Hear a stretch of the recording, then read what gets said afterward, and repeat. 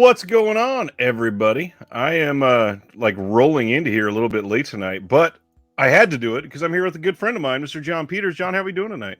How's it going, man?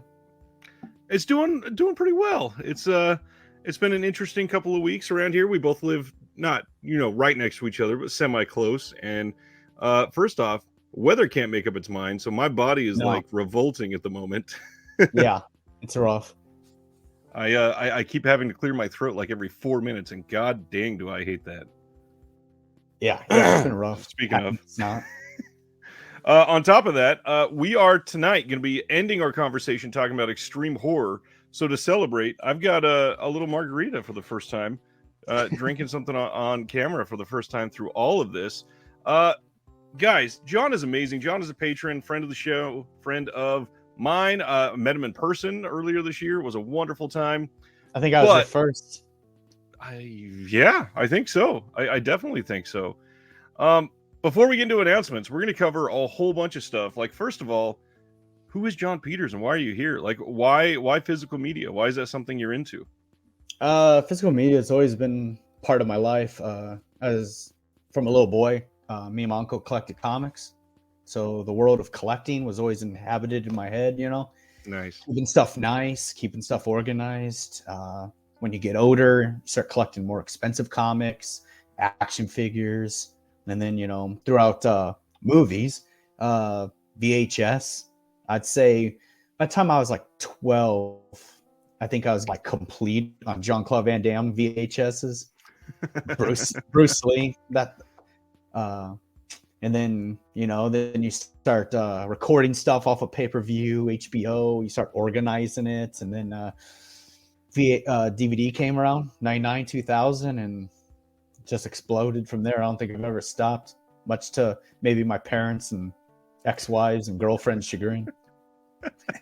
Yeah, I've gone through that cycle a few times. I'm curious, at what point did you realize, like, I have a collection? It sounds like you may have sought out to do that from the very beginning, but was there a point where you're like, okay, damn, I really got to take care of this stuff because now it's important? It was always like that. I don't know if I should tell the story, but tell it. I broke up with a fiance in my 20s, and it was a real bad fight, and she got mad at me and tipped my collection over. And I called my mom over to help me move out, and she tore her ACL helping me move my physical media collection out at that night. So that's how important the stuff always was to me, because I think we go through phases in what we collect. We go through like mainstream stuff, and then we find some sort of subgenre niche and stuff. But I mean, right. It's my thing. Don't tip it over. Well, through families, broken and intact, physical media seems to always be there. I would agree with you. Tonight, we're going to make it all about family, ranging from mothers tearing their ACL to we're going to be talking about a Serbian film and how family plays into that. That was a terrible segue. But he even brought the goods, wearing a t-shirt of a Serbian film. Love that. We are, like I said, going to be talking about extreme horror and why it's a thing, why it's something that we watch, and what exactly is the point behind it. But first, we got to do announcements, but that's not even the special part. John being here is the special part. So, getting into your collection, you got any recent pickups you'd like to share with the group? Yeah, if you follow Ryan's Patreon, you've probably seen a few of these, but House of Psychotic Women seems to be the set everyone's talking about and getting, and I'm one movie in, and it's pretty awesome. Which one did you watch? Identikit? Yeah, it's the cover art. It's Elizabeth Taylor. Yeah. It's Andy Warhol makes an appearance in it, so it's a pretty wild movie to start off on. It's a good first choice. Speaking of Severin, I got a little bit more of their October titles. Nice. My Grandpa's a Vampire, aka Grandpire, aka Moonrise. It's pretty cute. Wait. Was it actually called Grandpire in one of the releases? In Canada. I did not know that. Okay, that's fantastic. Grandpire. Al Lewis is a hoot during it. It's kind of a great film. A good family film. Probably one of the better Seven Kids to like Nice. introduce kids into being a gateway horde. And then all right, I can't get that camera there. Chainlink 4K. Changeling 4K. Nice. It's one of the. I'm not a big ghost movie fan. I don't know why. Ghosts are a staple of horror, and I'm just like, eh. It took me a long time to get into the Conjuring films after so many friends begged me, you gotta watch them. Right. I'm just not into ghost stuff. I don't know why, but Chainlink, real good. George C. Scott. It's one of the better ones for sure. Do you have that ball that Severn made for their Blu-ray release? That thing I could do, yeah. kill someone. Kill Yeah, someone. it is. It is hefty, and it's not something that they advertised. It is a legitimate like ball. That thing is heavy. It I is don't think dense. it bounced. I think it just. That's a good question. I don't think I've tried to bounce it, but yeah, I've got it right now. I'm staring at it directly across from me on my top shelf. It is being straddled by the knees of the anthropophagus plush eating his Mhm. guts. Yeah, that's my severed shelf right next to Uncle Jess, the tree topper, right next to it. You have the tree chopper of Jess Franco. I've got the Jess Franco tree topper, even though I don't But love we Jess argue Franco about them in Discord all the time. all the damn time. Yeah, I mean, there's some Jess Franco I've liked, some that I haven't liked, and either way, I respect the hell out of him. He is prolific, like crazy. Yeah, Franco's Yeah, got a weird. I mean, there's a few that don't hit for me, but once you vibe them, it's like live jazz music. You know, it just Yeah. kind of flows, and you're just into it. Especially when he was literally a composer on some of these that Severin put Yeah. out. Yeah, and then some Al Adamson. I didn't get the box set, so I was kind of happy for this. Yeah. The Compy is the documentary. Yeah, that documentary is fantastic. Yeah, it's one of the best ones they've ever done. That's some decent pickups. Severin has been picking it up lately, the last month and a half or so. It's pretty great. Yeah, I think they had like a bottleneck with production on some of their stuff, Yeah. and then it's been an explosion of all their titles at once. The fact that Steckler and the House of Psychotic Women basically shipped at the same time is kind of crazy when you think about it. Now he's going to show the Steckler set. Yeah. Awesome. I've not checked in with everybody tonight. What's going on, Ragnar? Glad you're here. Josephine got a promotion at the library. Congratulations. Going to be teaching writing lessons for the adult special needs group. That's great. Anthony, Asuda started the show for you. Congratulations. Video. This is a very funny typo, I think. Wait, I need to pie first. Not pee, but pie. Video man, and I hope you enjoyed your pie. Terry's here. What's going on? By Fur to Hobbit. Hello. Eric, Antoine, Sean, Bren, Dave, all my good friends. John DeMarsico. Quiet Rob, we missed you last week. Glad you're back. Maximus, who constantly duels with John in the comments in the Discord. Mitchell, you're good. You weren't that late. I'm happy you're here. There's Cam, just coming off a fresh John argument recently, I'm sure. Ragnar brought up August Underground. That's a good one that we'll probably talk about a little bit tonight. Let's see. Not big on Ghost, although I will always trust Scooby-Doo. How can you not? Ken Carlson, what's going on? All right. So we talked about recent pickups. What about some major recent watches? Because you've had I don't even know the proper way to say this. A metric fuck ton of them in the last 2 months is probably the best, most technical way to mention how many you've watched. Yeah, it just seemed like things were lining up where I could do such a watch list. Right.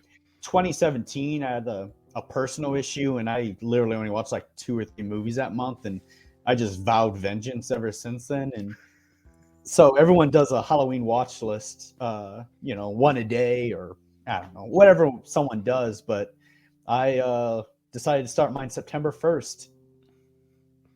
What today? What were you up to? 80, 87 or something like that? I'm looking right now.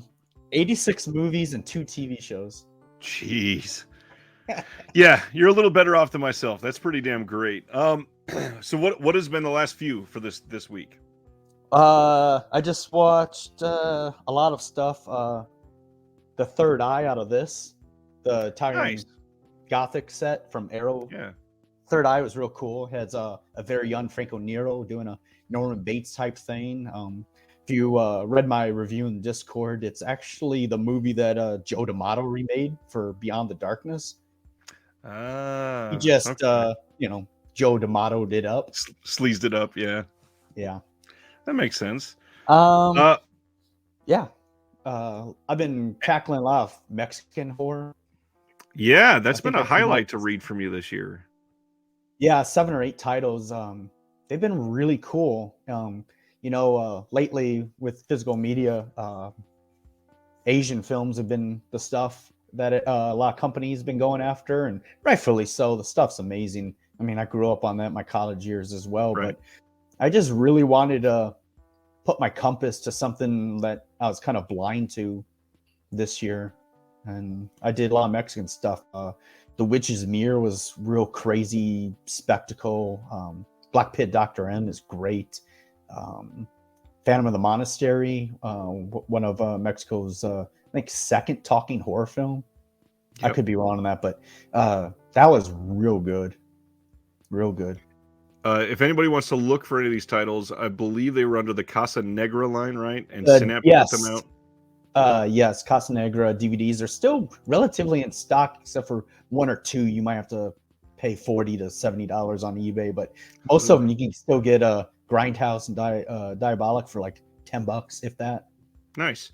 Yeah, a lot of those were printed like more than 10 or 12 years ago. So Yeah. they've gone a very far down in price.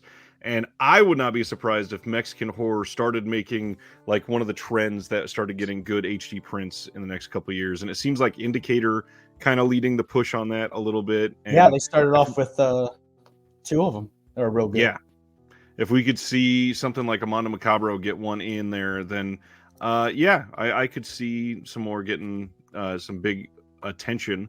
Sardis wants to know anything other than horror on Casa Negra, or is it all horror? No, they just focus strictly on Mexican horror. I think they did about 8 titles, and that was about it. 8 titles, crazy. Speaking of Mondo Macabro, Ragnar says, don't forget they have a Halloween sale this weekend. That is correct.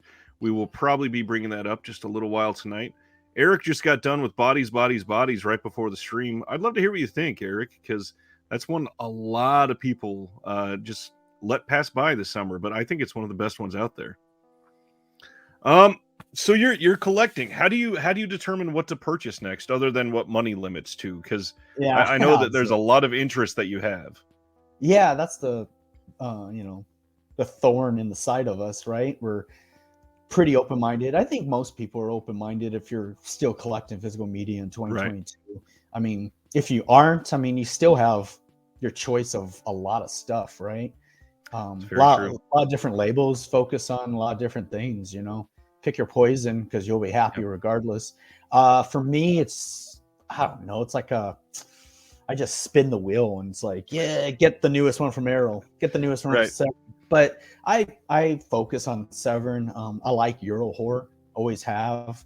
Once I discovered it in my late teens, college years, it just popped for me. It was the lurid titles, it was the colors, it was the music. I didn't know what was going on back then, but through time you learn more and you watch them over and over again. And so Severn hits my spot a lot. Mondo Macabro, just for blind buying oddities.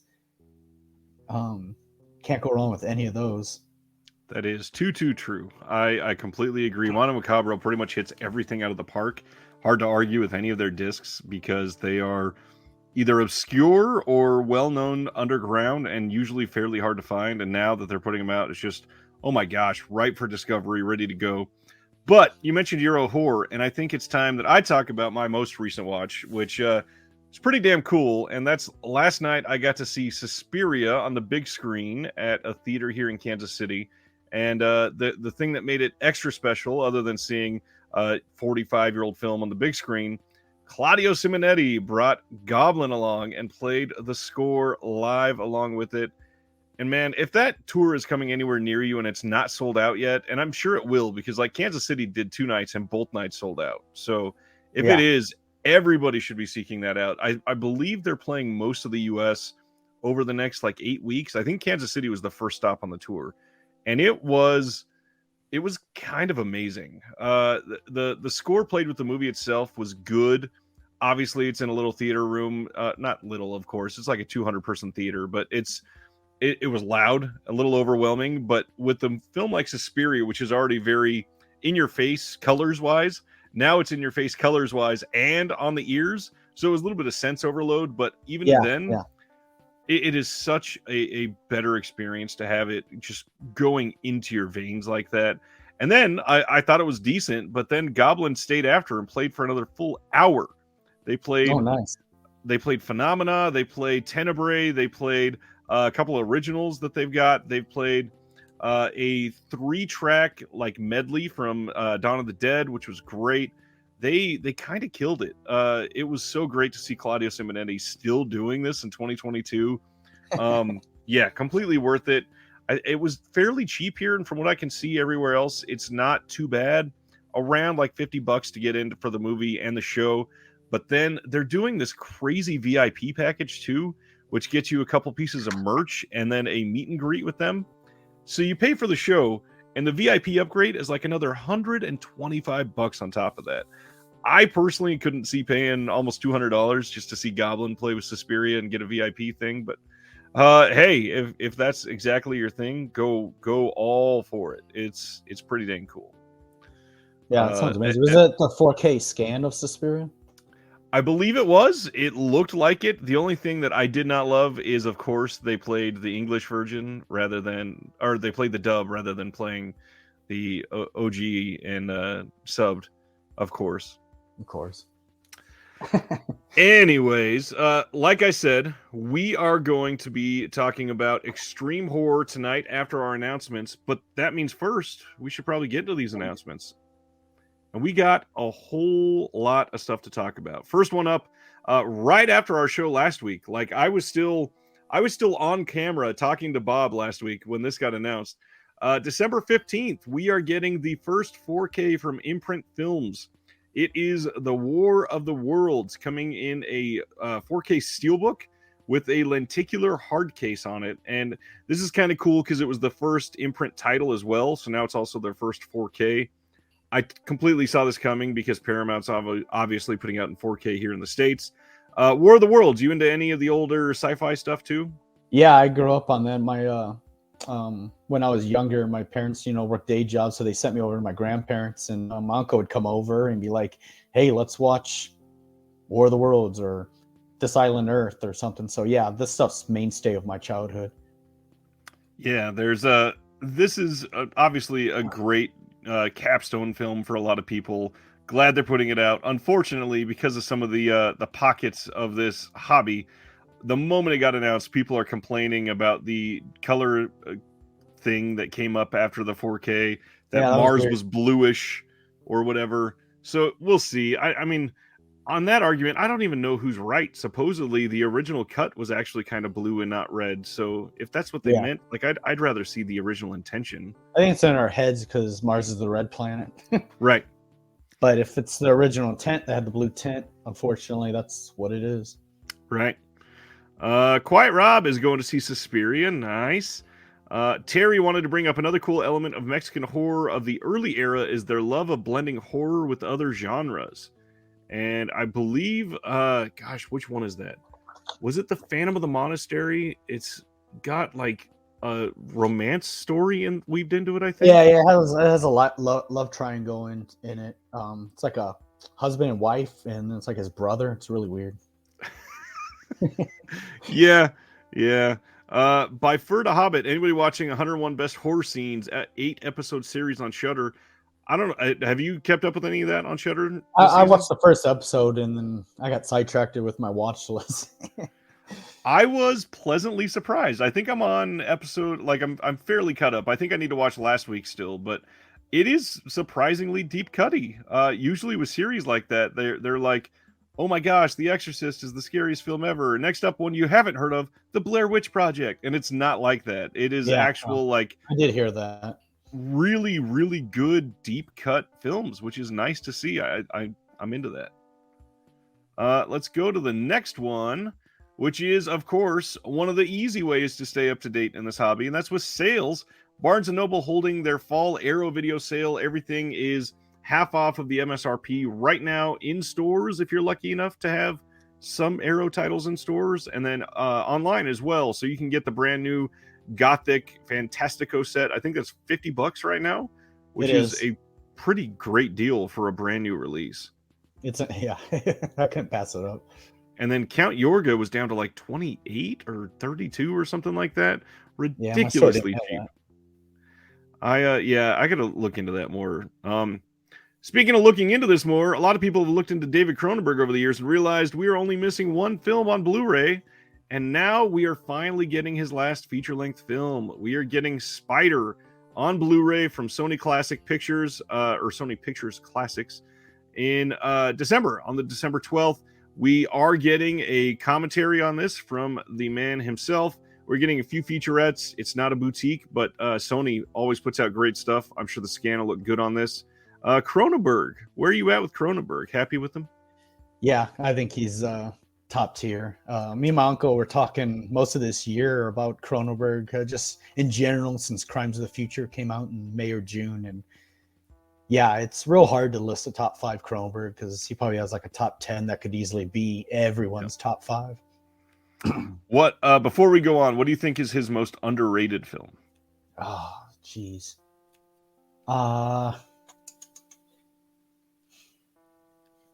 Shivers.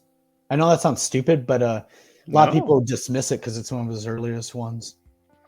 I'm going to throw out there Dead Ringers. I'm a big fan of Doppelganger and Twin films, and Dead Ringers is freaking great. It's one that not a lot of people talk about because it's not one of the crazy Cronenbergs like the other ones, but it's pretty damn good. Let's see.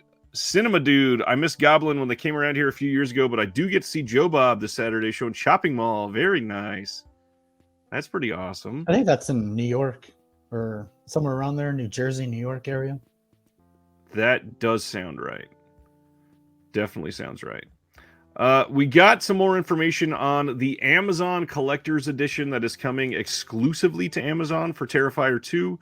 This is getting a behind the scenes of Terrifier 2, an extended Boo Crew interview, director commentary with Damien Leone, and then there is a fan art gallery that will be on there. Notably, this is a bit different because the Terrifier 2 Blu-ray that is coming in a steelbook to Walmart has different features on it. So it seems like they're either trying to get people to go all in and double dip, or they're trying to oversell the Amazon release as an exclusive collector's edition. Either way, there's multiple releases, something to look out for depending on what you're getting. But then the third one that they haven't even technically announced yet, Terrifier 2 is supposedly getting a Best Buy exclusive 4K release. Wow. And I am into that for sure, but it does suck if we're going to get fragmented features as well. Yeah, I hate when they do that. It hasn't been like that in a while, but this is the first release I remember where you have to pick which one you want or buy both. Yeah, certainly. And the director on this one did confirm that the 4K is coming from Best Buy in a Reddit AMA that he was doing, and really went deep into the 3 different versions coming out. He had to highlight the Steelbook at Walmart, Amazon Collector's Edition, and the 4K. So they're all coming probably on the same day, December 7th, but Best Buy getting those exclusive 4Ks, that's messed up for a lot of people too, that either don't have a local Best Buy or don't trust shopping online at Best Buy, which I completely get because they don't care. They don't care. I went in the other week when I text you because I thought Best Buy had the Bodies 4K. And right. You're like, yeah, it's there. It's exclusive. So I go in there. I'm looking around where their media is. Had to ask someone. They looked at me blankly, went to go ask someone, and there it is. Well, why wasn't it out? On a Tuesday, on release day, when people are going to want it most. Come on. I know. Next up on our docket is Discovery of Witches, the complete trilogy. I know literally nothing about this. Do you know this one at all? No. Cool. So the only reason I really posted this is because I've heard about it quite a few times. I've heard it's got a pretty decent fan base, but yeah, I guess this is a pretty good looking release. Got a whole trilogy on there you can pre-order now.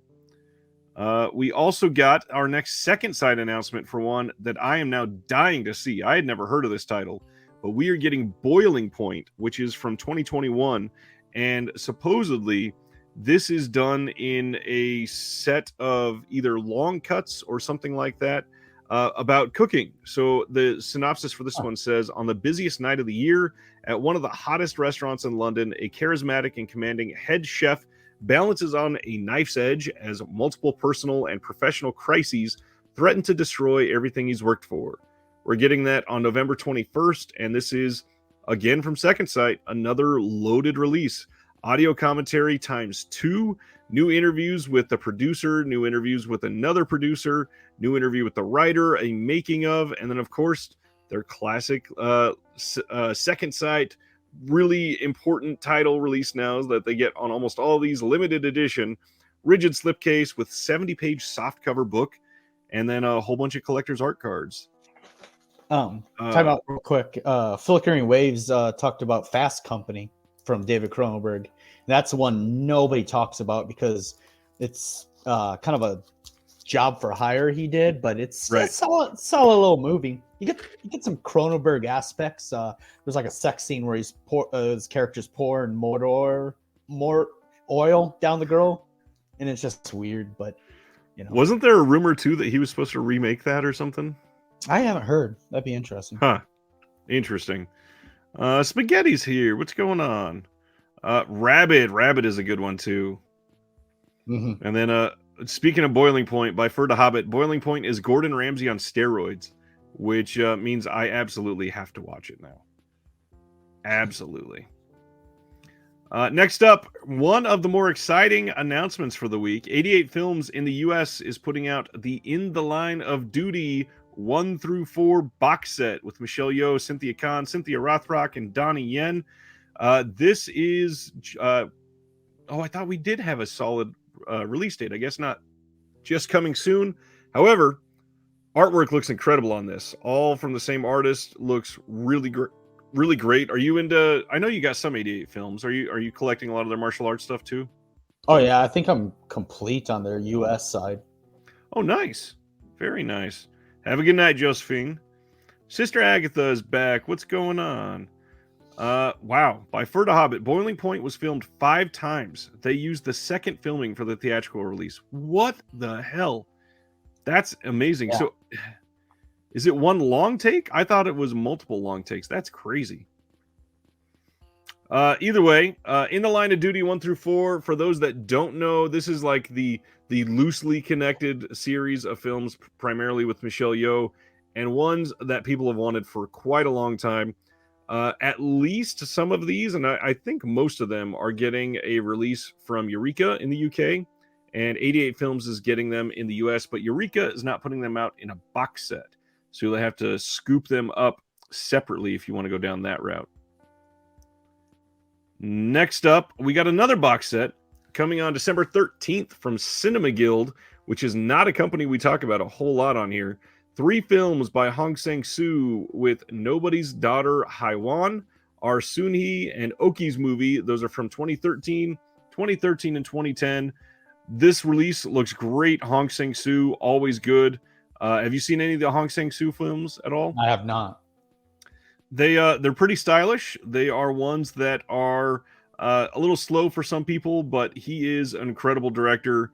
A lot of his stuff, if you watch it back to back especially, it starts to feel a little samey, but definitely recommended. Hong Sang-soo, really good stuff. I'm curious about this one. I will wait and look at some reviews. Cinema Guild, I don't know a whole lot about them just because they don't put out as much as they used to.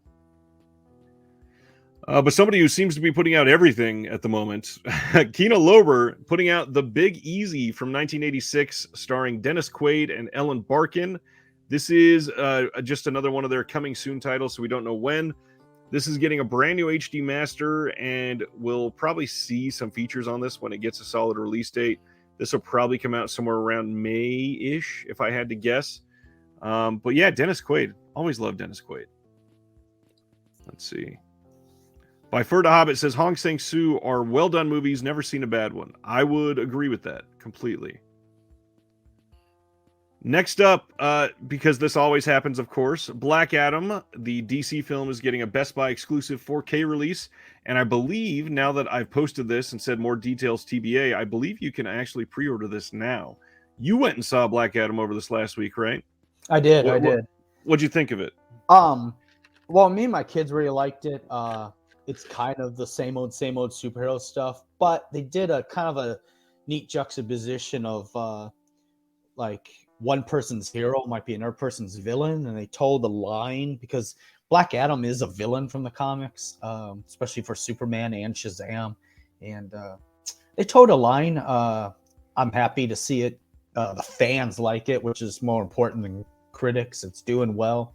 They kind of popped it up like it's maybe a fresh beginning for the DC cinematic universe. So eager to see what's next. I don't know if I've said this on the channel yet. I'm still very green with the DC universe.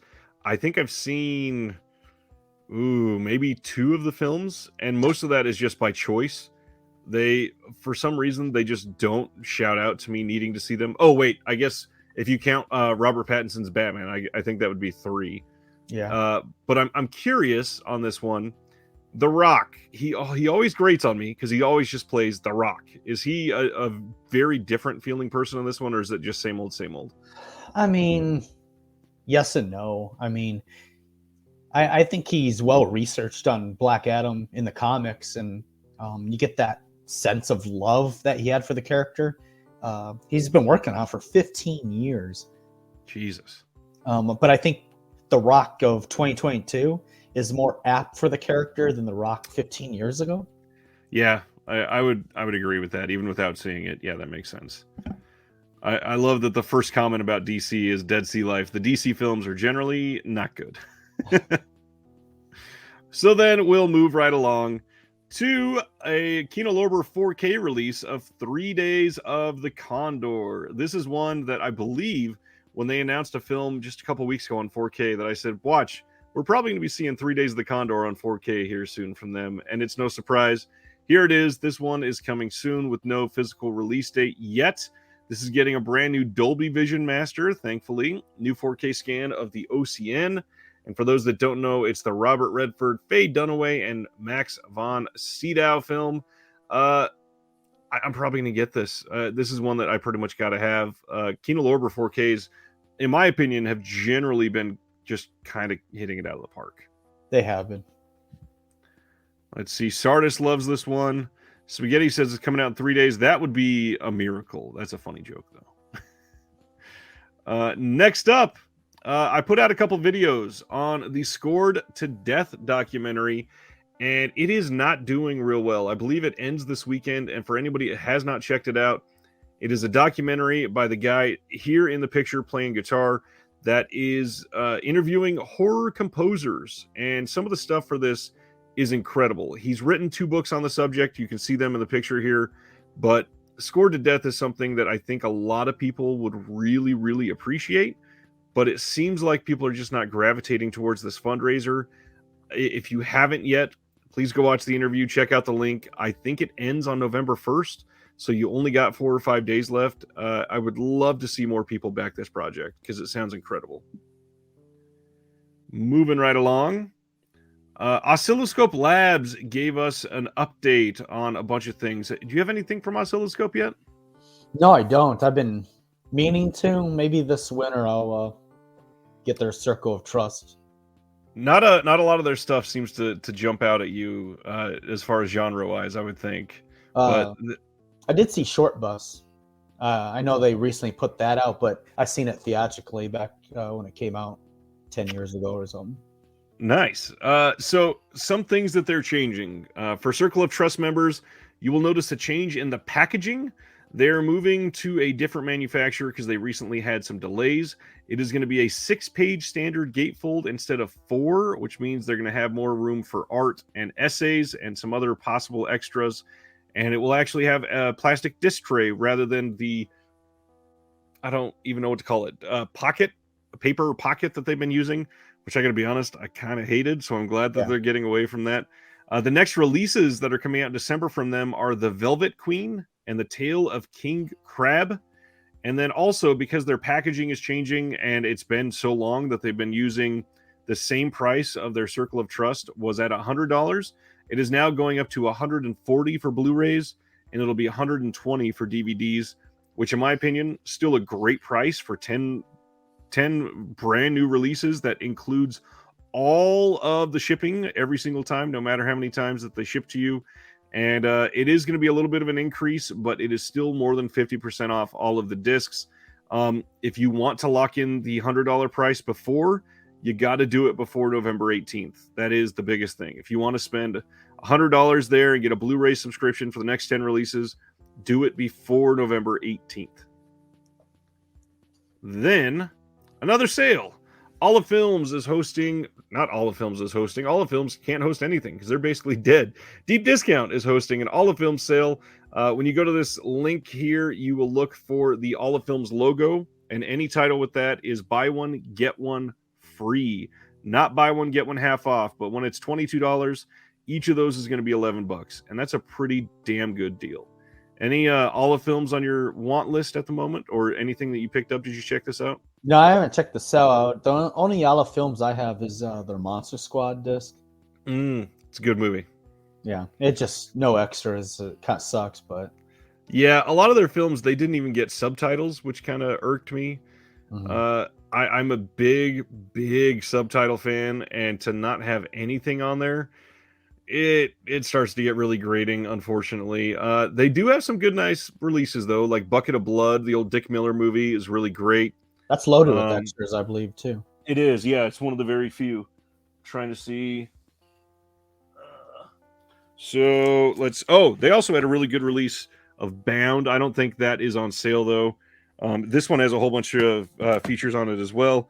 Now out of print, I believe. Their release of Dirty Work is the only one out there on Blue, I believe. And then another big one, Olive Signature put out the original Invasion of the Body Snatchers. All of these Olive Signature ones got really good releases, and then just the regular Olive Films, they said, screw it. They don't even need subtitles. They were like I'd say like a budget Blu-ray, but a little bit higher quality.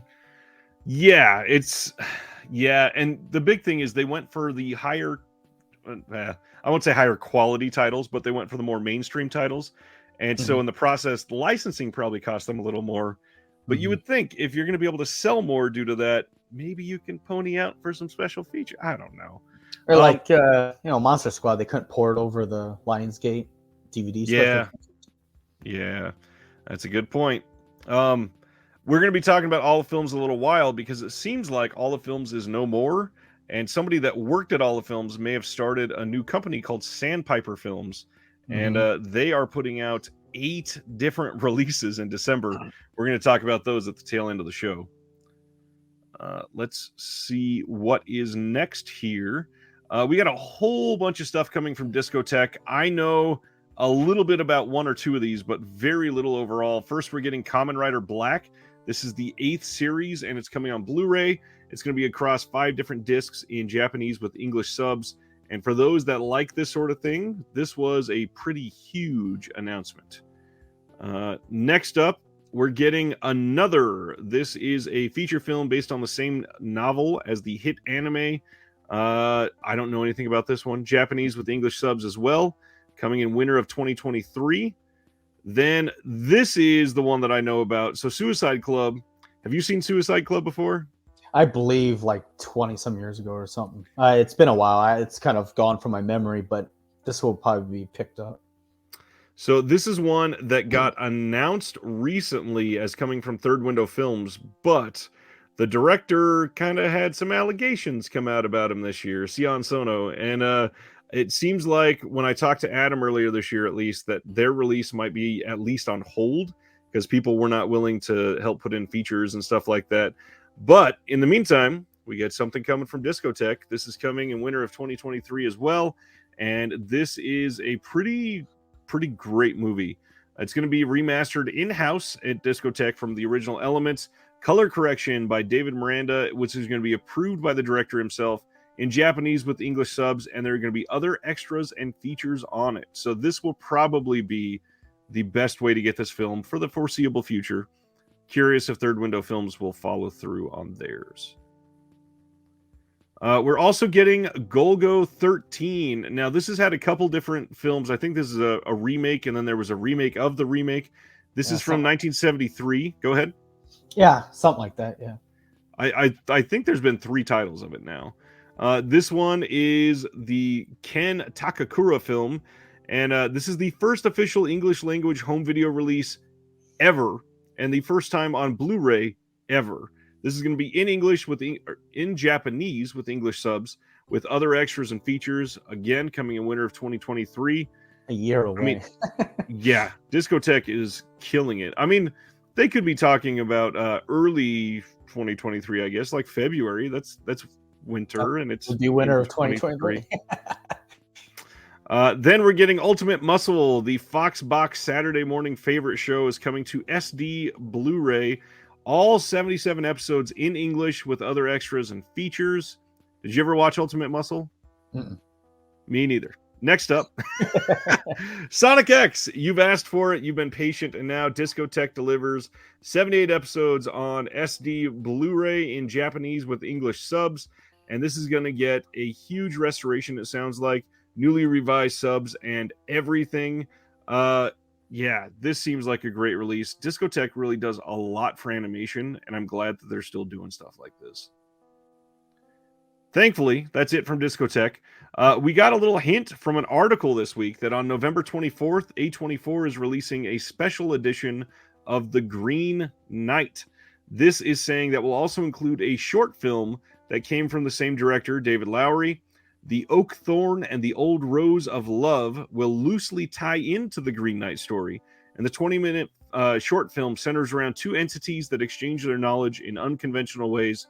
And the crazy thing, in that article, they bring up that short was just filmed this year, which is super interesting. This will most likely be a 4K release. Green Knight, did you go see this one, or have you seen it yet? I missed it in theaters, and I just blind bought the Blu-ray. Yeah, it's pretty badass. I'm probably gonna be a Christmas movie. I'll watch this Christmas. I don't know why. It just feels like a Christmas movie. It does feel like a Christmas movie, and it's one that I recommend. And if you have never checked out, not only if you've never checked out the film, but if you've never checked out the short, well, it's not that short, but the story that precedes this film, which a lot of people read in high school, it gives you this huge appreciation for this film that you just may not be able to get unless you've read it first, because a lot of it seems metaphorical when you're watching the film, but the story really lays it out perfectly, and it's just a great adaptation. So good, really well made, and I can't wait to see what they do, because the artwork for this could be incredible. Next up, Thrillers from the Vault is coming from Mill Creek. A lot of those old. We're going to put as many DVDs as we can in this box set for you, and this is getting The Black Room, The Man They Could Not Hang, Before I Hang, The Man with 9 Lives, The Devil Commands, The Boogeyman Will Get You, The Return of the Vampire, and 5. All 8 films. These are coming in one package on December 13th. And it looks to be trending right around $40 to $45-ish, which seems decent for 8 films on Blu-ray. I think there's some extra features, like some commentaries on these too. Yeah, I believe they were able to port over some things from the previous releases. And then they're also doing a sci-fi version. This is Sci-Fi from the Vault with 4 films in it. We're getting Creature with the Atom Brain. It looks like I had a typo there, so that's good that I can see it on the cover. Creature with the Atom Brain. It Came from Beneath the Sea, 20 Million Miles to Earth, and the 30-Foot Bride of Candy Rock. This one, on the other hand, is trending to be about $18 on Amazon right now, which is pretty damn great for these 4 films in a pack like this. It Came from Beneath the Sea was me and my uncle's favorite growing up. Nice. And that movie's been released a lot of times, but this is a good, solid release. Yeah. Yeah, it's a real cool film. Stop motion animation's pretty awesome in it with the gigantic octopus. Me and my uncle tried to recreate it. We're big into stop motion animation. And my uncle created he was real good at making those modes and stuff. It looked just like the movie. We didn't do much with it, but it's That movie holds a special place in my heart. That's awesome. Is it? I don't know if it's just you and I, but it feels like almost everybody that is in this hobby or adjacent to it at least tried to do something in the like let's make a short film set a long time ago. And I'm just glad that it wasn't just me because one of the big ones I never got into stop motion, but we did a film that was like the what is the movie that came out from Draft House Films? I think it's got the I Declare War is what it was called, I believe. Mhm. A whole bunch of kids pretending to play like army in the middle of the forest, basically, but they're using pretend weapons. But the way it's filmed is make it look like they have real weapons. Yeah, their And imagination. and it's great, so well done, really really fun movie. We did the same thing, but instead of you see real weapons, we just had them be imaginary, but you could just hear them. So we used all Mhm. the real sound effects, and it ended up being pretty cool. I played like a mob boss in our little short that we got, and there's even a scene with me in a bathtub in a short film, and it's awkward. Speaking of stop motion, me and my uncle made a short film when I was probably 9 or 10 called John the Dragon Killer, and had a stop motion dragon that attacked me and my uncle, who was playing my dad on a fishing trip. And yeah, the dragon picked him up and was going like this. And I brought out a gun and shot lasers and disintegrated them and stuff. Yeah, the cool thing about was about a year later after we finished it, we met Ray Harryhausen and we gave it to him to watch. Awesome. And then when I was in college, I fixed it because we were editing tape on tape, so there was like little beeps in between the edit. Right. So I in college took it out and put it in black and white and put it on DVD and kind of gave it back to my uncle that way. Awesome. Yeah. That's a cool gesture. That's really cool. Dead Sea Life says, isn't the Atom Brain in the Cold War set? Yes, it is. The Cold War set that Arrow put out. And Spaghetti says, some cool Harryhausen in there. Yeah, definitely a good set. Next up, January 24th, Mill Creek is giving us London from 2006 with Chris Evans and Jason Statham and Jessica Biel. I've never seen this one. Have you seen this one? I've never even heard of it. It might Me be neither. an early film from Statham. Is London Films or something? I mean, 2006. That's pretty early for him. And I was following Jessica Biel by then. I mean, Texas Chainsaw Massacre already got everybody in love with her. So next up, we're getting Warning Shot from Kino Lorber. This is from 1968 with David Jansen. This gets a new audio commentary with Steve Mitchell and Howard Berger. This is one that I'm probably going to be picking up. Looks good to me. This one's pretty cool. We're finally getting a decent 4K steelbook of the new Candyman film. This starts the pre-order tomorrow, 9 a.m. British time. This is coming out December 26th.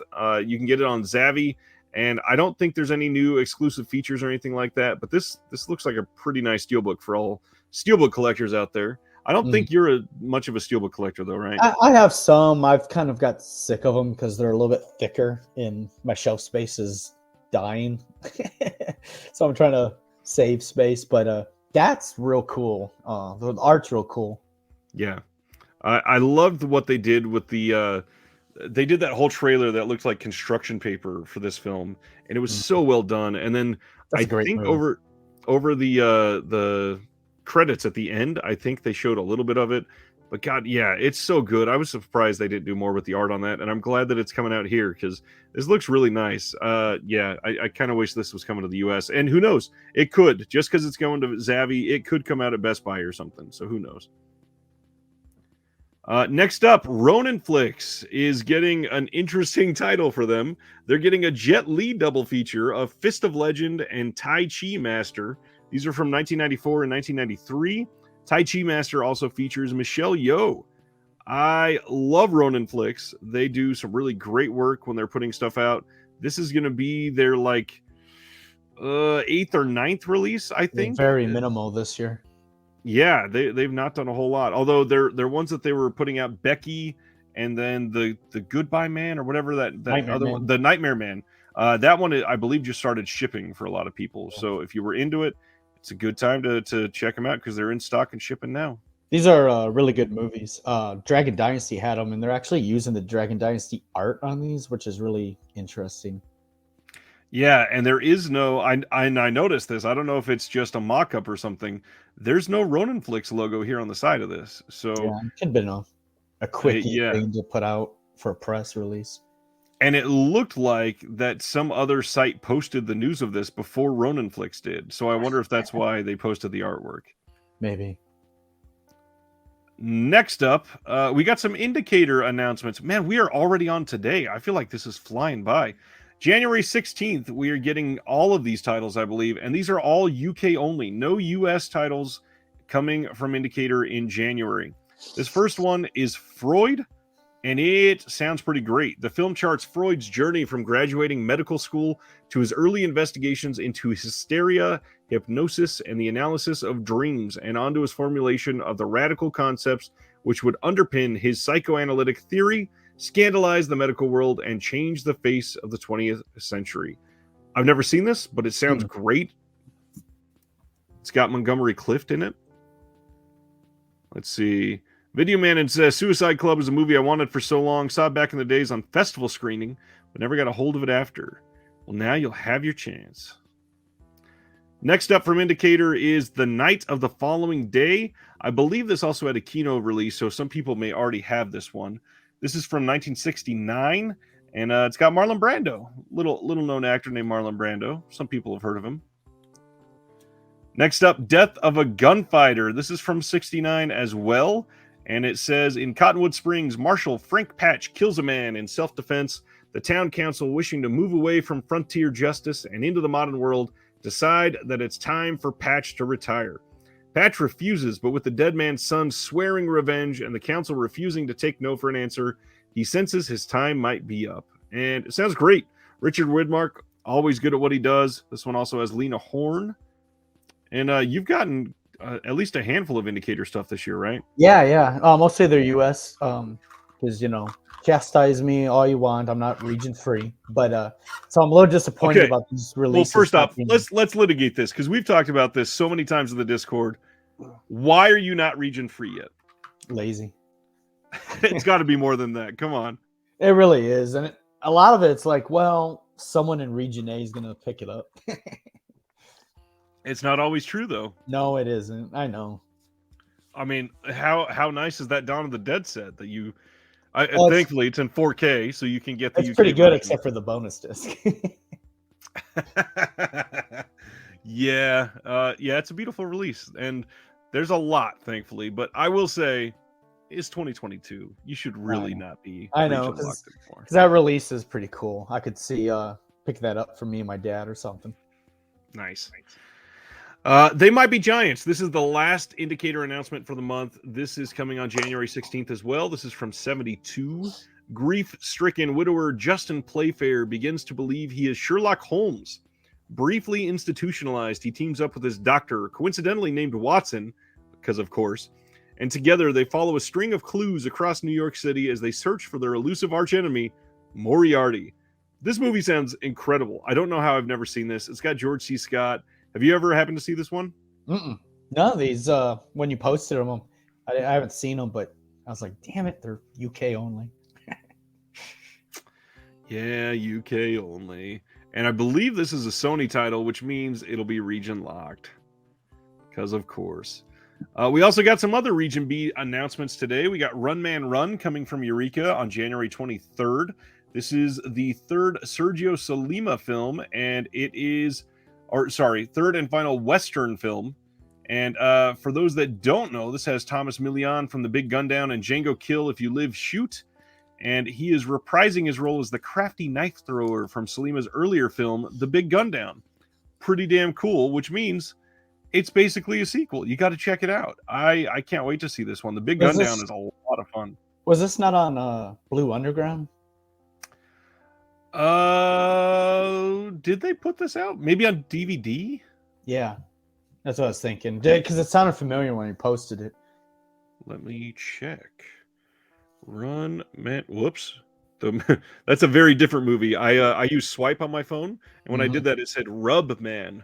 and I got very different results. No, yeah, this appears to be the first Blu-ray release Oh, of this nice. film. That's interesting. So yeah, that's cool. And then, speaking of what we talked about just a little while ago, Michelle Yeoh in Royal Warriors coming from Eureka as well. This is following on the success of Yes, Madam. Michelle Yeoh returns straight away to the girls with guns genre with this fast-paced 80s Hong Kong action classic. Again, you pretty much got to choose 88 Films or Eureka on some of these titles, but they're meant to be based on where you live. So the easiest thing is probably just to go with your region for the most part. Let's see. Terry says, have known about the movie They Might Be Giants because of the band, but never got around to watching it. I will say, I love the band They Might Be Giants. I have followed them for such a long time. They are just a remarkable talent. Yeah. No Mercy. No Mercy is coming from Kino Lorber on January 17th. This is the Richard Gere and Kim Basinger film. We get a new interview with actor Jerome Crabb on this, and then a trailer, and that's it. But this is one that I've heard great things about and just never got around to for some reason. So I'm probably going to be checking out this one for sure. Kino does great stuff always. Always. We talked about Sandpiper a little while ago, and now it's time to really dive into them. So we're getting 8 new titles from them on December 13th. The first is The Bridge at Remagen. I'm going to assume that's how you say it. The second is Wild Bill with Jeff Bridges and Ellen Barkin.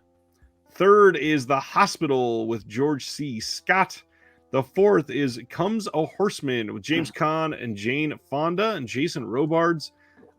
These are... You can't order them yet. Can't pre-order them anywhere as far as I can tell. And then we got 4 more here. Robert Duvall's Assassination Tango. The Hawaiians with Charlton Heston. Mole Flanders with Robin Wright, Morgan Freeman, and Stockard Channing.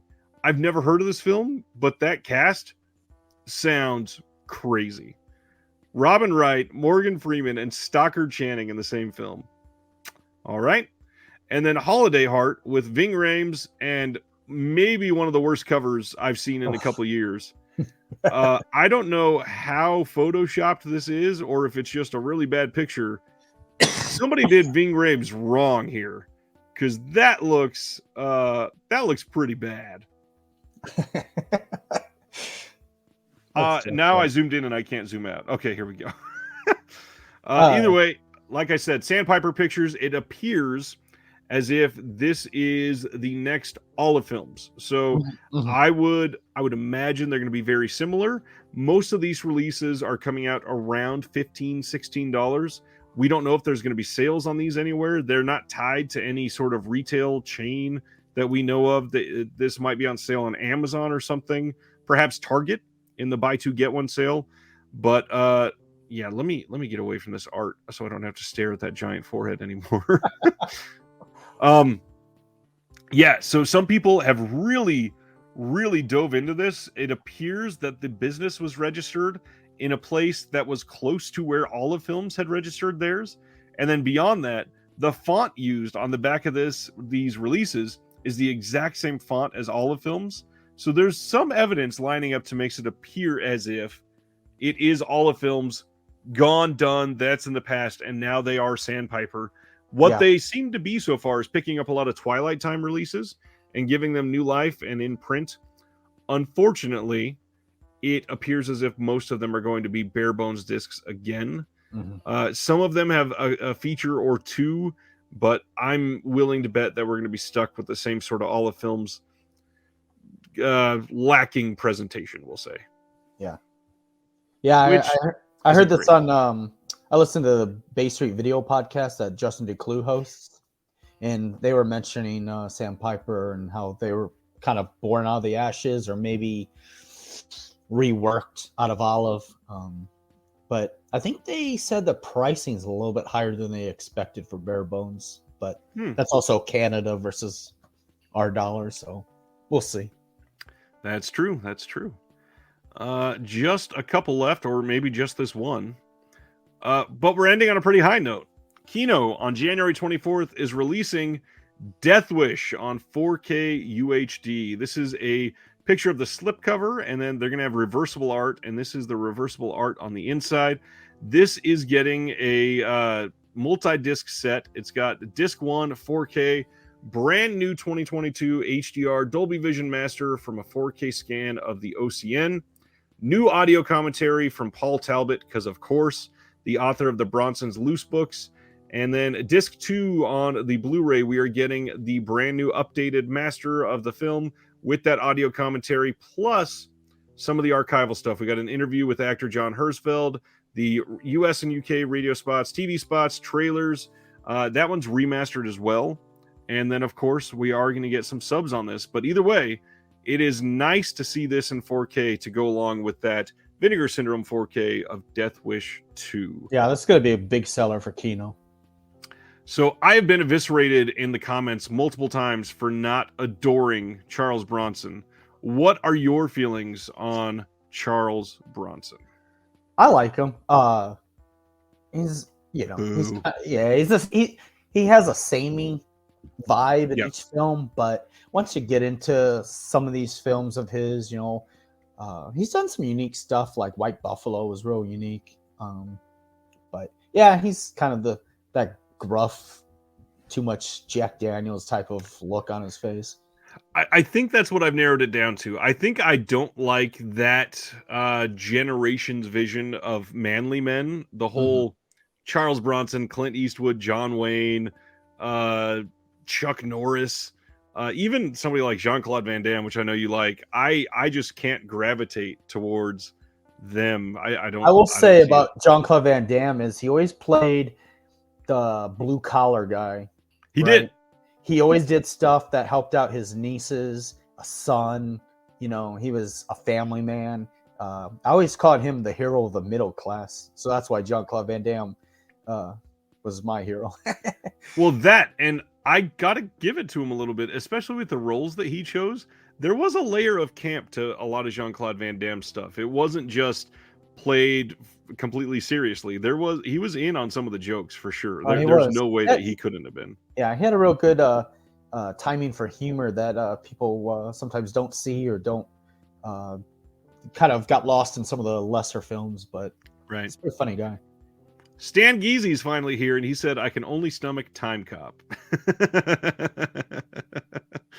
All right, let's go to what we always share next, and that is what is coming out next week that you may have missed. And next week is a doozy of a 4K week. So we are getting all kinds of stuff on 4K. We're getting National Lampoon's Christmas Vacation, A Christmas Story, Elf, the Christmas Specials Collection, The Polar Express, all of those Christmas films coming to 4K, all on November 1st. Also, we're getting the Running Man 4K with Schwarzenegger, the updated Starship Troopers 4K Steelbook, which I believe is a new disc compared to the old 4K that had already come out. So some people might be into that one.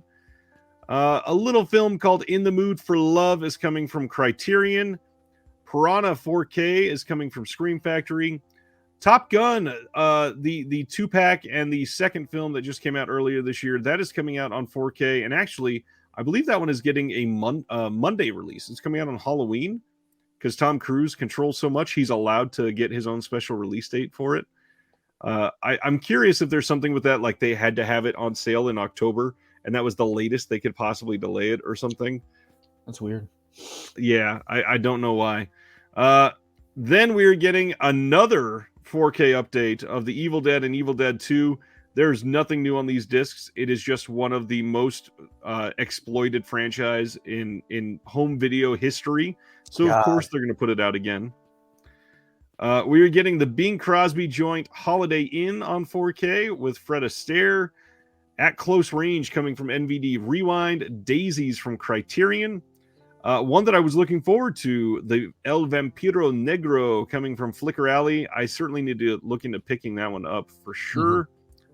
For all those masochistic people, Sharknado, the complete collection, comes out next week. Dream Lover, I believe this is Kino putting that out. Another one from Cohen Media, Felix and Lola and Love Street. This is two films by Patrice Leconte. Then The Good Boss, also from Cohen Media. This is the Javier Bardem movie that I am dying to see because it sounds like he's going to be great in that. Let's see. I think this was the bulk of what I'd seen when I checked earlier. And yeah, that's about it. Anything coming out next week that you're dying to get your hands on that you don't yet? Maybe Piranha 4K from Scream Factory, but outside of that, I just got my Vinegar Syndrome email, so I'll be messing with those movies next week. Smart.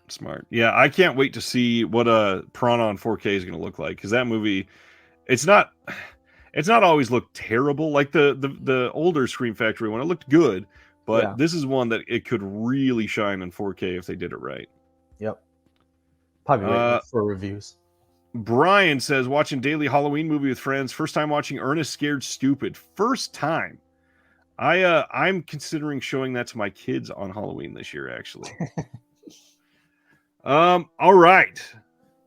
To the meat and potatoes of the show. Uh-oh. We are here already, and like this is faster than normal. Ryan, what is that cartoon release? Did I miss one? Let me pull up what I just closed. And let's see, I didn't even see one for it in there. Oh, it is there. That is a Sandpiper release. Another one coming from them. It is a release of the old Twilight Time disc. I'm not sure if it's going to have any of the same features, but it is getting another release.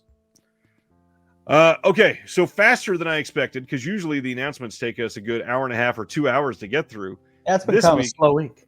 Yeah, it's been very slow, but next week looks to be kind of huge. We're getting Arrow announcements tomorrow, Scream Factory announcements Monday, and then, of course, the first is next week, so we're getting all kinds of OCN goodies getting announced next Tuesday. Whole bunch of stuff coming up.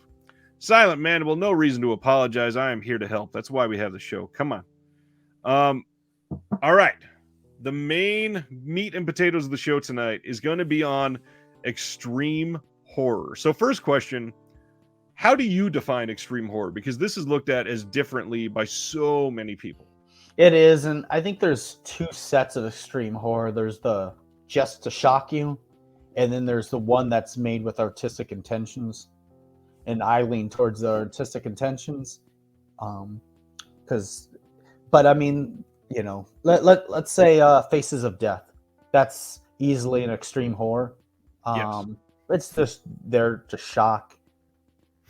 You know, there's nothing deep about it. It's just what can gross you out. I do like. What are some other shocking ones that you would say are only there to shock? You know, a lot of the unearthed films stuff. Sadly. Yeah, sad. I mean, there's nothing wrong with those movies. There's actually pretty decent ones that Unearthed Films does have in their catalog. I could think of their out of print DVD of Aftermath. It's a Spanish short film, about 35 minutes. It's utterly shocking. I guess there's some maybe psychological stuff you could analyze from it, but it's just there to shock. But it's damn good. Right. I showed it on a date night once to a lady. Really, really brave decision there. She's like, she's all shaking. Did I earn brownie points? I'm like, no, I just wanted to watch it tonight. Thanks for watching. So we got a good breaking off point before we get too deep into this. Cam says Terrifier. So my question to you is, do you view Terrifier as an extreme horror film? No. I do not. I view Terrifier as this is like, to me, the definition of a torture porn film. Yeah, it's just Friday 13th Part 4 on Red Bull. You know, it's amped up gore. With less plot. Yeah. Somehow. Well, yeah, I don't know. Terrifier does it for me. The first Terrifier, not the second one. No, both of them do it for me. Spaghetti said the Mondo Docs. That's actually a good example in just the shock side of, especially some of the later ones like Africa Blood and Guts. It's some of them get tough to watch. Yes. So I would tend to agree with you. There are some that are made just to shock. There are some that are made with artistic intent, and obviously there are some that blur those lines as well. Because some of them, like a Serbian film, and some of them like Necromantic, they are made to shock, and that was the point of the films, to shock. However, there was an intent in those feelings. Like Necromantic was made to protest the rating system in the country that they were making the film. And without that, they would not be able to have any sort of reputation or legacy that they have with this, because it would just be another lost movie, because they would do nothing. So the shocking part is there for a reason. It's to make people remember it. And yeah, people got to understand, even just shock art, and you can go into the art world. I'm thinking of this photograph from, I want to say 86, called the Piss Christ. It's this photograph of this crucifix, and it's almost looks like it's an apocalyptic setting. But when you find out the artist just dipped a crucifix into a jar of piss and took a picture of it, you know. But I mean, there's an element of shock sometimes that can be just beautiful, or there could be a reason why he's shocking you. Like, to shock someone isn't a bad thing, right, at all. I guess it's what's the intent. Like, anyone can show a beheading of a journalist in the Middle East to shock you, but why would you want to see that? But exactly. Some of these movies, they shock you for a lot of reasons, and you got to understand a lot of this stuff is not created in a vacuum. We're people, we have life experiences, and we put this into our art, whether it's a painting, a film, music. There's a reason. And sometimes the stuff is, it's hard to watch, but you got to at least understand where the artist is coming from. And I hope that's what me and you're going to do tonight. Yeah. And I think that with some of these blurred lines, there is a lot of wiggle room for nuance and for people to debate the merits of some of these films. But keep in mind, as we go through all of this, that again, there's no reason to gatekeep anybody's opinions. There's no reason to share that somebody is a bad person for watching some of these. There's no reason to even think some of the scenes in a Serbian film, which are, some people would say, the worst things ever filmed in a full feature-length movie, that they shouldn't be there necessarily, because the person behind that film had an actual intent for it to be made that way. And it is shocking. I'm not taking that away. It is extreme. I am rating it as such as well. But also, it's got a completely different meaning to it when you really break it down and listen to the person behind it. Because these films, they're not just coming out of a studio. They're coming out of a person who could be employed at a studio, or most of the time it's an indie, but it is a voice telling a story just through a way that you're not used to. No. And I think there's a complacency that we as a culture have gotten in the last 20 years. And it's not really a left-wing versus a right-wing thing. It's just, as a culture, we don't want to see that. We know it exists. Don't talk about it. And right. You see it in a lot of films nowadays. They're just, I don't know, paint by numbers sometimes. And that's fine for some movies. But, sometimes send a shock to your system. Live a little, understand something, have some empathy to someone's pain and plight. Because a lot of these movies we'll talk about, there's real pain in what they're trying to say to you. Anthony says the baby in American Sniper is a lot more shocking. Was that like CGI'd, or was it like Plastic Baby or something? It is a completely rubber baby, and you can see Bradley Cooper's arm shaking to make it move. It's just sad. So let's talk about a handful of these films, why they were made, and for some of them we may not know the full-on answer to it, but we can speculate and draw some meaning behind them, but also maybe share some of the ones that are shocking that still might be worth it to watch. So yeah, absolutely. First of all, Faces of Death, I agree with you. That is one of the best to bring up as just a shock factor film. However, I would say it's kind of important to watch just because of the cultural mark that the actual touch point that it was for a complete generation. Yeah. Faces of Death is something that everybody saw passed around at their high school if you went to high school in the mid 90s. Yeah. People had this like hush hush reputation. Did you see this snuff film going around? And that's where a lot of people first heard the term snuff film, because they thought all of it was real when it wasn't necessarily. And, you know, just on an artistic side, it's actually really neat to study the editing of that movie, how they blur the fake scenes with the real scenes. Yep. Stan Geezy says, I had to be forced to watch a Serbian film, but once I did, I was really glad that I did. That's awesome. John DeMarsco brings up Shock Cinema Origins, Salo, Cannibal Holocaust, and I Spit on Your Grave. We'll get there, John. Those are good touches. Other Shock ones that might be worth it for people to watch. What would you lean into there? Well, since we're not going to go with the granddaddies, let's go with some maybe outside the box answers. The Gestapo's Last Orgy. Out of all the Nazi exploitation films, this one is still a gut punch 35 years later. It's a rough watch, but it's so beautiful, like in terms of cinematography and stuff. But man, this movie goes there and you feel super dirty about watching it for sure. But friend of the channel, Sam Deegan, has a wonderful commentary on this disc. A must listen.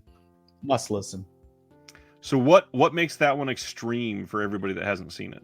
Well, there's some very vile scenes. Oh man, you're gonna force me to talk about this. I am. There's a dinner scene that erupts into an orgy with German soldiers and Jewish servants, I would say. The most shocking part is there's a platter of a German girl that they were gonna like eat. She was like a kind of the stuffed pig thing, and she's totally like burnt, and they have sex on top of her. It's just yeah. I'll throw one out now, and I will throw out one that's already got mentioned. I think the August Underground trilogy is a more modern version of the Faces of Death type of thing, where it's shocking to be shocking, but I would say it's almost important to watch it at least once just because of the cultural impact that it's had, because it's another one that had that whisper, reputation passed around for a lot of people that had never seen it. And now it's getting this random Blu-ray release from Unearthed Films here pretty soon. And I think a lot more people are finally going to be able to see it in high def. Gary North just said the music in Gestapo's Last Orgy is amazing. It is. It's not a schlock film. It's made really, really well. Out of all the Nazi exploitation films, I think it's like one of the better looking ones. It's a better acted one. It has like a better story. Well, I mean, for what it is. It also has a very shocking baby scene at the end of the movie as well. So we are getting some of the similar answers here. So let's roll into rape revenge films. So I Spit on Your Grave is obviously probably the most well-known title. We also have things like Thriller that came out from Vinegar Syndrome earlier this year. We've got what are some of the other better rape revenge films? Well, first off, Revenge is a good modern version of that. Mm-hmm. Why do you watch those? I don't know. The thing is, with I Spit on Your Grave, it was kind of like one of those horror film like benchmarks.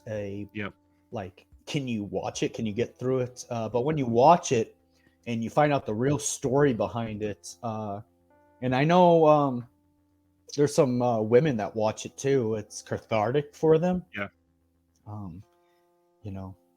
It's rough. Irreversible. Yep. Irreversible is a good one. I would say I don't watch them for catharsis because that's never happened to me. But no. The empathy feeling that can come out of these is a really good thing to explore. Exactly. And as you're watching this, as long as you don't feel empathy for the rapist or worried about why they're being killed, it is a really nice way for you to just verify, hey, I'm at least a halfway decent person. And I say that laughingly just because it's such a touchy subject. But the truth of the matter is, and the last decade has really proved how prevalent this has been in our society, is that the odds are most women that you've ever met in your life have been assaulted in some way, which is gross to think about, first of all. Horrifying, embarrassing for society and men in general. But also, it is so nice to see that some people can take a story like that and get genuine anger out in a way that makes it something that people can latch onto and realize women can stand up for themselves. Women can, take a stand in society. And although it may not be, I spit on your grave, it may be a lawsuit in 2022 where people are finally getting their comeuppance. And it's important to make sure that those stories are told so that it's important for society to continue to view them as horrifying rather than accepting it as a normalcy. Yeah, so you got to remember, I Spit on Your Grave was also called Day of the Woman. Right.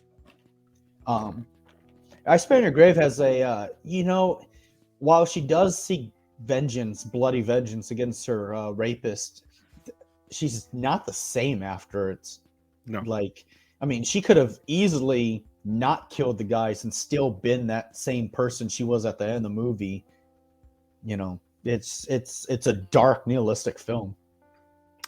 Dude McMahon and Stan Geezy both brought up Last House on the Left. Dude says, I think Last House on the Left gets left out because Wes Craven became such a household name eventually. It's still a pretty appealing film. It is really well made. The original one is very much a shocking timepiece then. I will say that the remake is one of the better remakes, in my opinion. I think that they really keep the depravity in it and upgrade it to a more modern sensibility. And on top of that, they make the captors even less likable, which is nice and makes them really easy to hate, thankfully. So, both still really great films to watch. Anything else for Rape Revenge that you want to throw out there? Well, I see Video Man talking about how Last House and Thriller should be put up on the pedestal above I Spit. Maybe, but I Spit is just one of those movies, despite its lurid title, it just holds so much weight on a singular act. Like that whole 25-minute rape sequence, it's brutal. It's brutal. Maybe even more so than anything in Thriller, which, is a different side of rape with the sex work aspect. That, and I will stand up once again bravely in our platform because you all agree with me. So I'm just kind of preaching to the choir here. But this is another one of the reasons why things like physical media is so important, because one of the reasons I Spit on Your Grave is always talked about more so than some of these other ones is accessibility. It was much easier to see I Spit on Your Grave, at least in the US, for a very long time. The Last House on the Left was a little more difficult to see until it got a little more Wes Craven appeal from it. And Thriller has notoriously been difficult to see, at least in a good version that was not uncensored, that was not censored in the US in any way. It took Quentin Tarantino to mention it to get a stateside release of it. Yeah, so that sort of response is the only thing that gets these within the zeitgeist. And when I Spit on Your Grave has kind of always been in the zeitgeist, it's going to have that reputation over the others, just plain by accessibility standards. Miss 45 is another great one in that genre. It is, and I just saw that film for the first time, gosh, I think about 2 years ago. And that one, it is great. I will say that, but there are some things in that film that just stuck with me. If you have not seen it, I know right now the Blu-ray's out of print and very expensive. I don't remember the company's name that bought the Draft House Films catalog. I would imagine they would be putting that out eventually, and if not, this is a title that would be ripe for a really nice 4K release. It is shot on film in the most beautiful way with a big name director with a nice reputation, and there's still a lot that they could do with special features on that. So I would love to see that get released. Question from Dude: where does Straw Dogs fall in this discussion for you? Middle of the road. I like Straw Dogs. I think it's a very well made film. I think it's one that does get at least overlooked, it especially in modern discussions through a lot of these. I think Straw Dogs hit a stride like 15 years ago in film discussion and has just sort of died down since then for some Yeah. reason. But yeah, it definitely deserves a mention. It's a really well made film. So we talked about Rape Revenge. What is I'll shoot it to you. What is the next sort of subgenre of extreme that you want to talk about? I want to go. This is going to be kind of an asterisk, I think, for extreme. You Okay. say extreme, put an asterisk, but it's also a movie that's relevant today as it was back then, and a movie that will never get made. That's the thing. A lot of these movies, you really can't remake them. No one's Right. going to remake these, and some of the cultural aspects of it we'll get to won't ever be remade. And one I want to highlight, it's an outlier, like I said, not what I would put in with the Serbian film or Cannibal Holocaust, but is Fight for Your Life. with the nature of what it talks about with race relations, it goes there. It's a tough watch. Yeah. There's a lot of blaxploitation that was done in a way to highlight the big cultural divide, and it was done in a way to highlight the depravity, which I could see it firmly lying in extreme cinema for a lot of people, not in a way like Martyrs or Inside or anything like that, but in a way that is just shocking for different reasons. And it was important, and it's still important, and that's one of the reasons why I'm sad that we're likely never going to see a Blu-ray release of that film. No. I think a lot of it's with elements, but still, yeah, it's a tough picture to put out because of the way race is handled. It's you're following a very racist character, and right. It's just brutal. It's just brutal in that regards, and unfortunately, it's as timely today as it was when it came out 35, 40 years ago. Yeah, and Fight for Your Life is one of those that you could literally look away from the film and just listen to it, and it's still extreme cinema. It is language, yes. Oh yeah, that movie is just, it's shock cinema through and through. But it's again, it's done with an intent to tell a story and complete a mission that it super succeeds at, but yet we're still fighting the same mission 40 plus years later, and no sign of that slowing. In fact, it seems to be gaining some traction, which makes no sense. No. All right. So other than that, the next one I'll throw out is we got I just mentioned a couple of them. We got this whole wave of extreme films that came out of France in the mid 2000s. What is French New Wave extremity like for you? Martyrs, Beautiful I think, is the crown jewel of it. Even Yeah. if High Tension is probably the most fun of the movies. But yeah, so you have to understand what France was like as a country leading up to this early 2000s. They just didn't have a history of horror. They had a history of fantastique, which is different than horror, even though there's some blurred lines. You know, obviously Jean Roland is the key figure even then, of French horror. Like his stuff, they hid it even. It was never super widely available, which is crazy. They had a change in the government that allowed a little more freedom. And a lot of societal stuff was bubbling up in the country. They were learning a lot about their horrific Algerian War, I believe, from the late 60s. A lot of it wasn't known. A lot of this stuff is a violent reaction to learning about their past. All countries have a bloody past. America's no different than any other country's bloody past. Probably worse. Yes, it is. And that's what Martyrs was formed in. It was the director was highly depressed. He was mad at his country. He was exploring a lot of stuff within religion. Religion's a big part of a lot of people's lives, regardless if you believe in one or the other or don't believe. Religion is just a blanket over society. Right. And Martyrs was an explosion against all of that. And that's a lot of the French New Wave extreme came out of this period of protest cinema. And I know that we talked about that a little bit just a few minutes ago, but in all reality, the discussion with Sam Deegan that I had is really important in regards to protest cinema and the French New Wave extreme era that they had is the very definition of it, because when you hold a group of people down for so long, the moment they get freedom, if you held so much power that they did not have the artistic freedom to do what they want, they're not going to react in a way that is kind. They're going to react in a way that is taking some of that force back. And that is where all of this came from. We have High Tension was in my opinion, the big kicking off point. Would you agree there? Yeah, I mean, I know Trouble Every Day was the real kickoff to it, but I think mainstream United States to focus on this, because after High Tension came Martyrs, came Inside, came Frontiers. Them. Yeah, there's quite a few of them, and they are made in a way that you can tell, like, what is the best way to say this? If you're watching Martyrs and you are easily shocked, and the moment that something like that comes on screen and you cover your eyes or look away or get so disgusted that you can't pay attention, you're going to lose the main message to the story, because a lot of it is there to shock you and wake you up a little bit. But if you are there for the ride and are able to comprehend what they're trying to show you throughout the entire film, it is this beautiful story that you can really grab onto.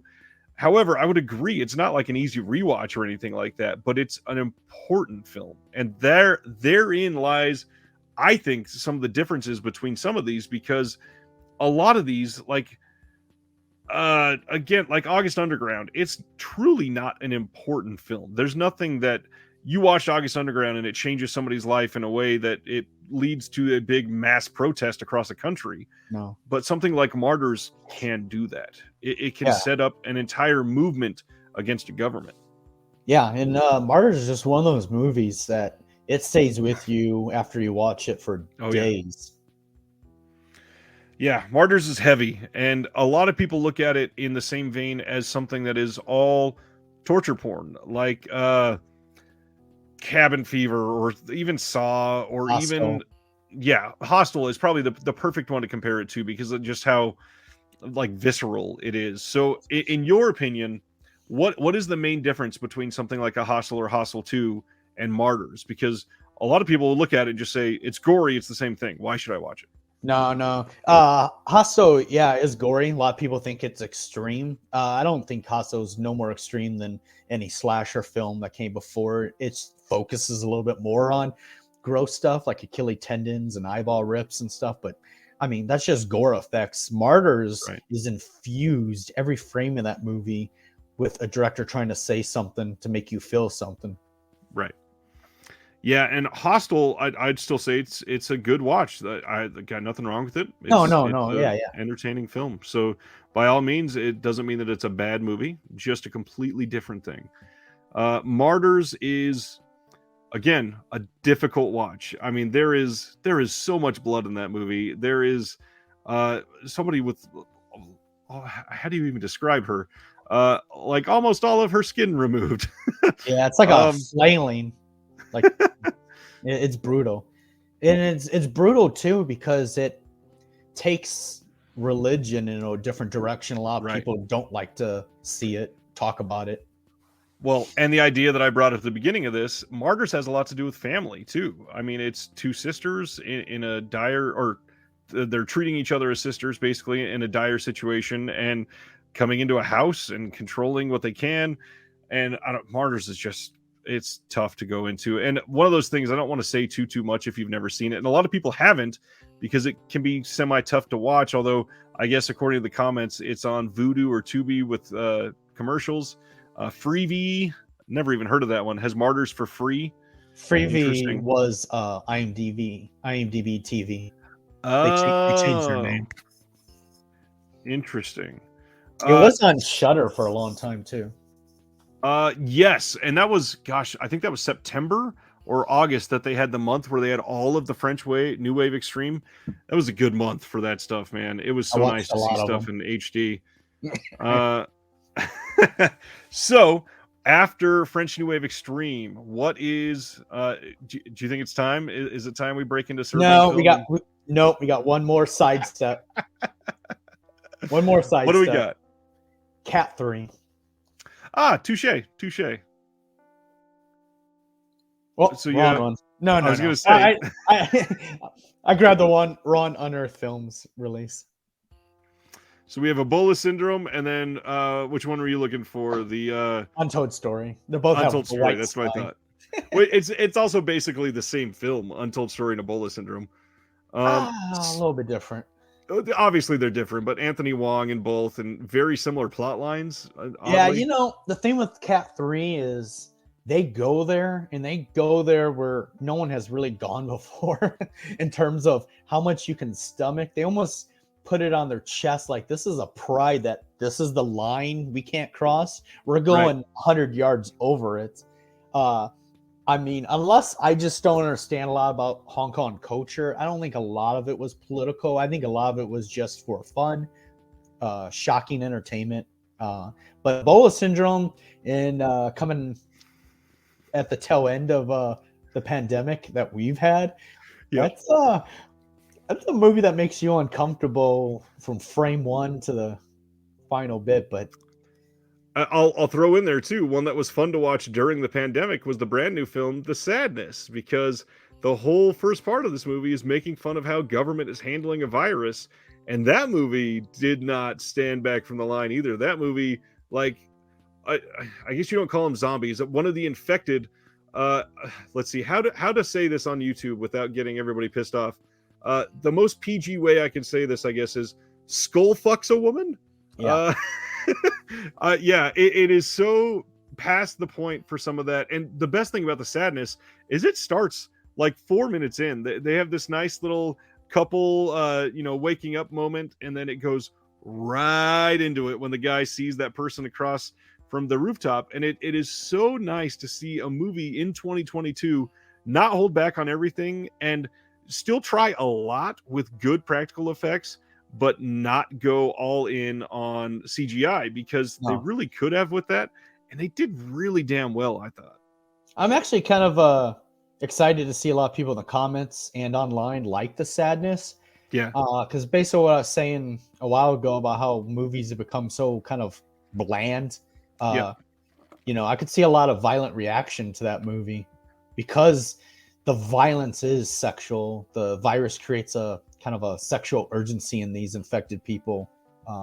And that's just stuff that you don't see in movies today. Right. And there is a lot in that movie that I could see pissing people off too, especially coming off the tail end of literally having millions of people die across the globe. And it's basically mocking that throughout the entire thing. So yeah, it's a really good story, and I think really well told in 2022. Oh, in Ebola syndrome, Anthony Wan's running around coughing on things. I mean, how many Walmart videos do we see of someone not masking up, coughing on people because they think it's a damn joke? And I mean, Ebola syndrome, like I said, doesn't have any like deep roots into anything political or social or philosophical. But in this day and age, that movie is like, oh my God. Right. And that's the thing with some of the Cat 3 that I will throw out now, is what makes me enjoy a lot of it is it's extreme, no doubt. However, they are not afraid to be silly in a lot of their films either. Oh, there's a lot of comedy in those There's movies. so much just joking around. I mean, look at Ricky-O. That's like one of the funniest films to come out of the entire genre, and it's so damn over the top. I mean, the mud prison scene is wild. Yeah, Wild.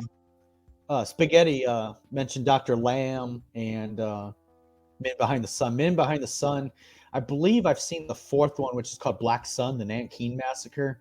That movie is brutal. Another terrible baby sequence in that movie. Joy. Men Behind the Sun, famously coming from Massacre Video for the last 4 years, and we'll probably either never see it or see it in 4 more years or something. Yeah. I can't wait until we have that in hand, because I would say Dr. Lamb and Untold Story, there's kind of an interesting foundation behind them since they are loosely based on true stories. So I think that's kind of an interesting footnote to extreme horror. Yeah, there's quite a few of them that are at least either based on them or inspired by them, which is an interesting way to take it. Because like the Unearthed Films has a line of films called Too Extreme for Mainstream, and they've gotten, God, I think they've put out 5 of them so far. And the first one was a film called Torment. And basically it's saying this is a film inspired by John Wayne Gacy. And it's a guy that dresses up like a clown. But that's like the only similarity. The whole film is this guy that dresses up like a clown just torturing the ever-living fuck out of this other dude. And we're talking like shoving a jar in his ass and stuff like that. It was not a fun watch. And there's not really much to get out of it, which is again why that is just shock cinema and not something artistic like some of the other stuff that we could actually talk about. So yes, Cat 3, really great touching point. These shock cinemas are, some of them are good, they're at least well made, and a lot of them, you know, I didn't say that either. I probably should. The line between something like torture porn and these shock cinemas, to me, a lot of these are made just to like highlight really great effects. Yeah. And something like Saw 2, people got really turned off by when Saw 2 and Saw, those were really the two main ones, I think. When they first came out, people were completely turned off thinking this is a massive gore fest. Saw 2 is just a really great primer on how to do really good practical effects. I mean, the needle scene alone, where they throw the girl into the pit, and the fact that they spent like 5 or 6 days on set taking out individual needles and putting little fiber optics into the front of these canisters, it shows how dedicated to something like this that they are. And unless you're going to go that far, it's really hard to get that point across in a way that's not shocking, to be honest. Yeah. But, you know, it's not like Saw 2, you know, I wouldn't view that as any of these type of extreme movies that we've been highlighting at all. No, but the people that are touchy to stuff like this, they certainly latched onto it like that at that time. Absolutely. It's we'll say Saw and Saw 2 were possibly martyrs for the genre. That was a good pun. Okay, so I think it's time to get into it. Some of these have one more big one. Come on. You know which one we cannot talk about Extreme right. Horror without Cannibal Holocaust. It's the granddaddy of them all. It's a movie that is still so shocking that when Joe Bob showed it, he likes to throw hints out of what they're showing. He's like, no, we're showing this, be prepared. Right. And you're talking a movie 40 years still has that power that people actively say, no, I'm not watching that. And one of the reasons is because some of the stuff in it is real. There are scenes of animal death that are real. I won't use the T word there and call it straight animal torture, but the animal deaths in this are done in a way that for some people it is shocking because they're not prepared for it unless they've heard the entire reputation. But the other shocking thing is, just like Blair Witch, this is a movie that was viewed as 100% real. This was viewed for a while. Like literally the director had to go argue that these were actors and let me prove it to you and bring them to trial so that you can see them. It is that type of realism that can cause the most shock because it can look like a snuff film. Yeah, it's one of the few, I would say, extreme horror that has a cinema verite feeling to it. Maybe not so much in the first 45 minutes, but once they find the footage and start viewing it in their New York screening room, and you see it in a documentary fashion, it's uncanny, and it will never be replicated again for a few reasons. One is I think we're too privy to what's staged, what's not, so I don't think you can really blur that line in cinema like Cannibal Holocaust did. Two, the ever-changing climate conditions in the Green Inferno aspects of the forests of South America. This movie will never be seen again like that. It's just changed. It's almost a product of its time, of a bygone world. And then some of the effects I think are still some of the better effects. I mean, it makes anything in Terrifier 2 look cartoony. And that's the woman impaled on the pole. I still don't know how they do that. I've read about it. I've seen it. I've listened to Diodato talk about it. And I look at pictures and I just don't understand how they did that. There is a, I will never remember the company, but like 5 or 6 years ago, there was a company that put out a very detailed statue that was about 8 inches tall of that scene.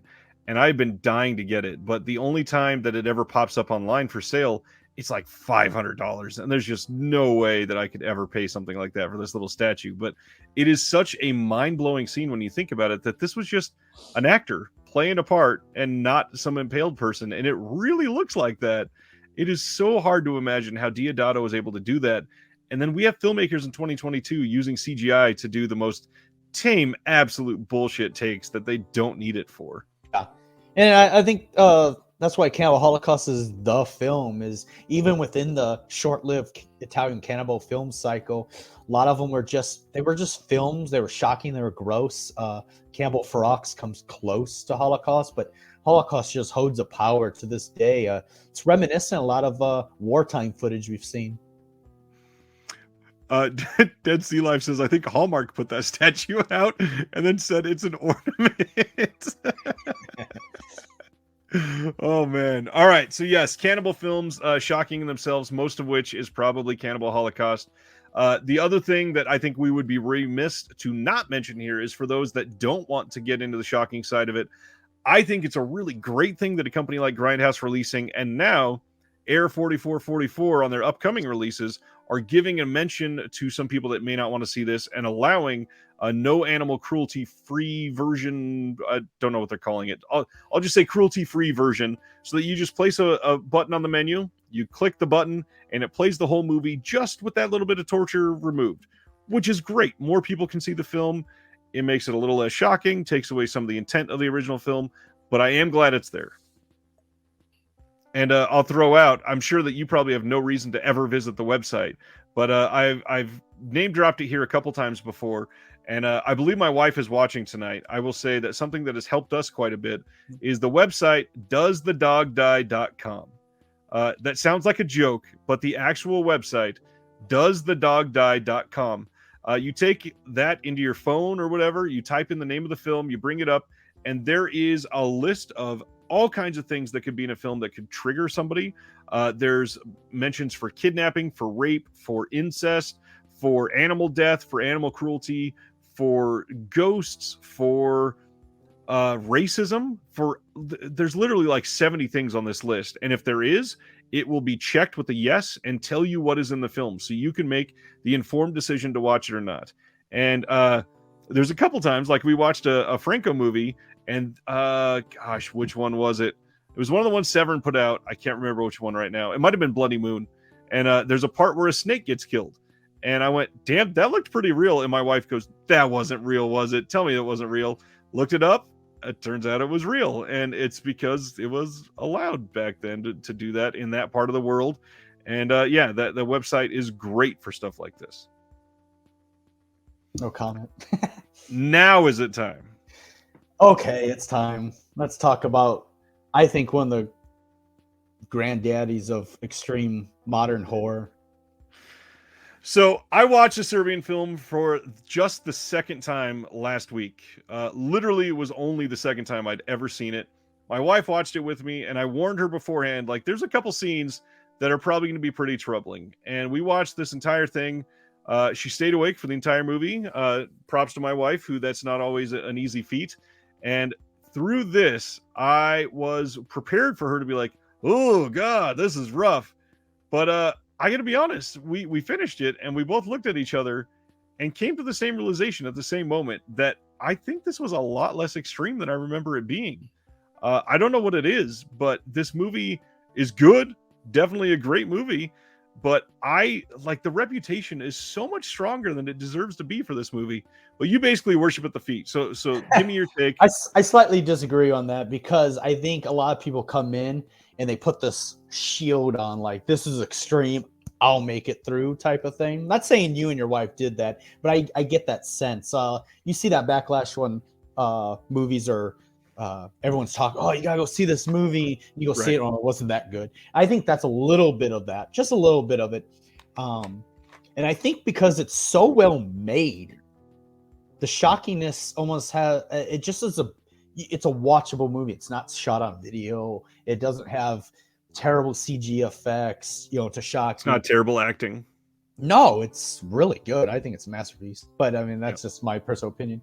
But the intent of it, I think, is more horrific sometimes when you place the intent on top of the images. So tell us about it.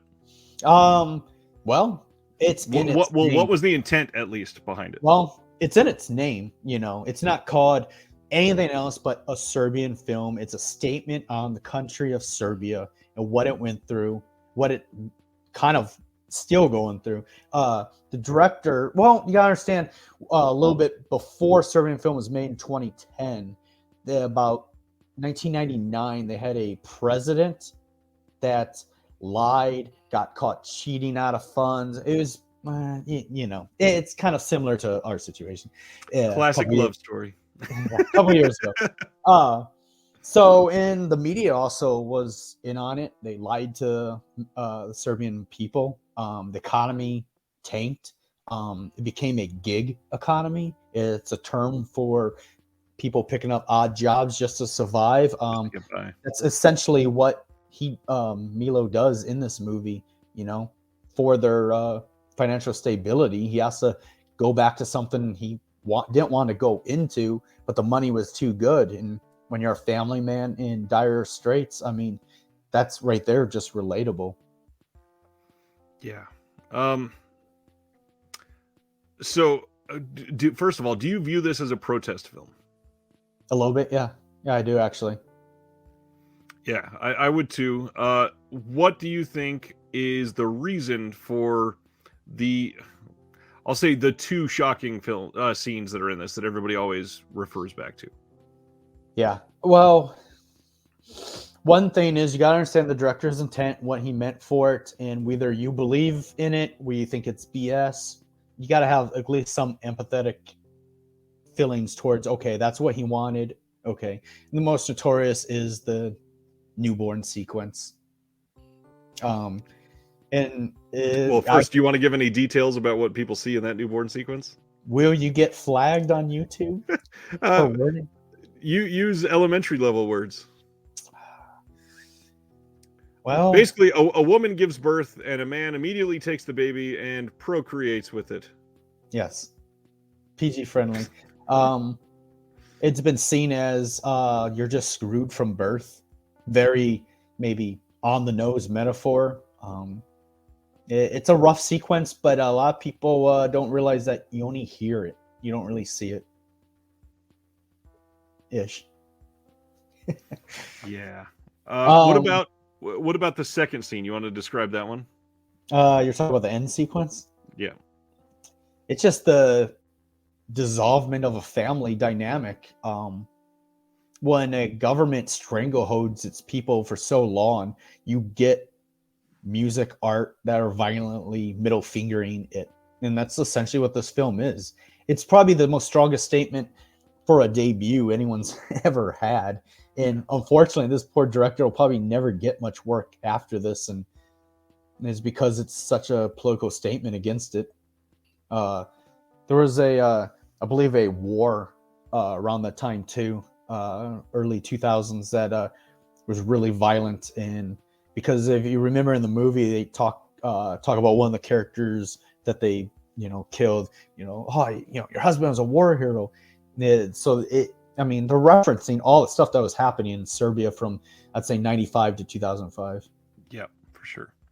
And that whole climax scene, that was a bad wording. The third act, when everything, I was going to say comes to a head. This doesn't get any better. When everything is revealed in that final scene, it is so...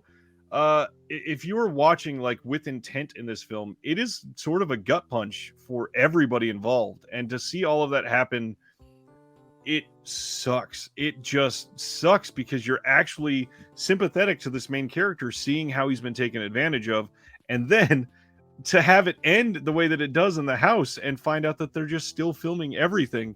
It is just unabashedly grotesque to watch it being carried out this way. And it you really can't speak on it without talking about the political climate, because everybody is so much taking advantage of everybody in that situation. It is, and it's a statement on the government's economy as well.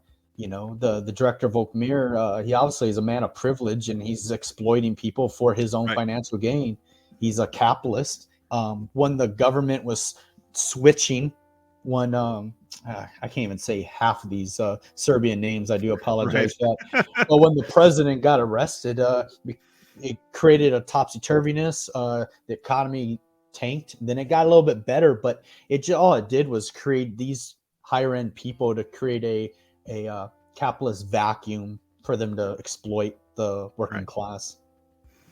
So the main question that people are going to ask then is, why does that mean let's film a movie where somebody fucks a baby? And Well, I mean, I mean, sometimes you can't say these political things because it goes, I mean, in a kind of a normal sense, in one ear, out the other. How many times in the last couple of years people are like, I'm done with politics. I'm tired of it. Right. Don't talk about it. But sometimes you got to create a shocking uppercut to your viewer. Hey, pay attention. Well, and that answers the question right there, is how many of us right now could name who the Serbian president was in 1999, but we can name a Serbian film from 2010 and what it's about. The reason is this is shocking, and it has a reputation that is more lasting than the Serbian government was in 1999. And because of that, the message for this film, it probably didn't get across to all of the viewers, but it got out to so many more ears that more people could make an objective decision about it and realize, dude, something's got to be fucked up there for something to end up like this, that they are allowed to make a film like this. So you just have this education that is going out to hopefully millions, but probably not millions. Well, Serbian film owes a lot, I think, of its political nature to Pasolini's Salo. 100%, yeah. Another real tough watch. Another, I mean, think about Pasolini. He was a very political figure in Italy, and I believe controversially might have been assassinated before this movie was even released in theaters. Silent Mandible says, I can't believe I'm sort of being convinced to watch a Serbian film. I hope you do. And I don't mean that ironically. I think that this is something that people should pay attention to because, like I've shared in some of my interviews before, it is important to watch some of these films that bring you out of your comfort zone to understand what other people are dealing with. And if you are from any sort of privilege, which you could make an argument that if you're in the US, that alone is a state of privilege to be in compared to a lot of these countries, you are not able to branch out fully without being able to experience some of these other things. That is not saying that watching a Serbian film is going to be a realistic experience of somebody else's life, but metaphors exist for a reason. And as long as you are able to separate those two and understand and learn from it, you absolutely should see a Serbian film, as well as things like Necromantic, and as well as things like even Faces of Death. It's not something that was a protest film in any way, but it's a cultural touch point, and you can at least understand what the older generation was watching when they were about your age. Or, you know, like Salo, there's a whole scene dedicated to people eating shit, and yet it's an educational film if you watch it for the right reasons. I love discussions like this. I mean, they're powerful films. I mean, Salo's on the Criterion Collection for a good reason. Yeah. Thank you, Stan. Stan says a Serbian film pushes the limits, and that alone is why it's important. Yeah, Absolutely I mean, true. You know, no two countries are the same, but the working class all go through the same crushing capitalism foot of a government, terrible presidents. And this ain't being political. This ain't a left or a right-wing thing. This is just the status quo, unfortunately. It's realistic. In modern time. Yeah. And that's any society that is capitalistic in nature is going to end up corrupted. Like, that is the definition of capitalism. It's to make more money than everyone else, basically, to mean you win. There's no other end game for it, which is sad. And when you think about it, the fact that we have people arguing against helping other people around us in the namesake of capitalism, it shows the depravity that exists in our country and in what you could be telling in our stories, which is objectively as horrifying as some of these extreme movies that we're talking about. There's no time in modern history that the living wage from a billionaire to people like me and you, Ryan, has never been greater. Never been greater. Right. And it's only getting worse. And maybe we'll have an American film that will shake us out of something. Anthony says repeatedly presses independent thought alarm. Oh man. All right. So now we've been talking about a lot of these other extreme films that we've not mentioned. Anybody else in the comments want to just shotgun some names out there, or even some scenes that might touch on extreme cinema, but the whole film doesn't? That's always fun to talk about. Any that while we were talking, you realized that we missed? I got one. Antichrist Shoot. by Lars von Trier. Ah, the famous Dick movie. Yeah, Antichrist is an interesting one. It's first of all, I love Willem Dafoe. Like, the dude is such a national treasure. He is such an incredible actor. Yes. Oh, how did I not bring up anything John Waters? I completely forgot. Pink Flamingos, says Ruben Villa. Another, or Villa could be the one. Another shit-eating film. Yes, Pink Flamingos.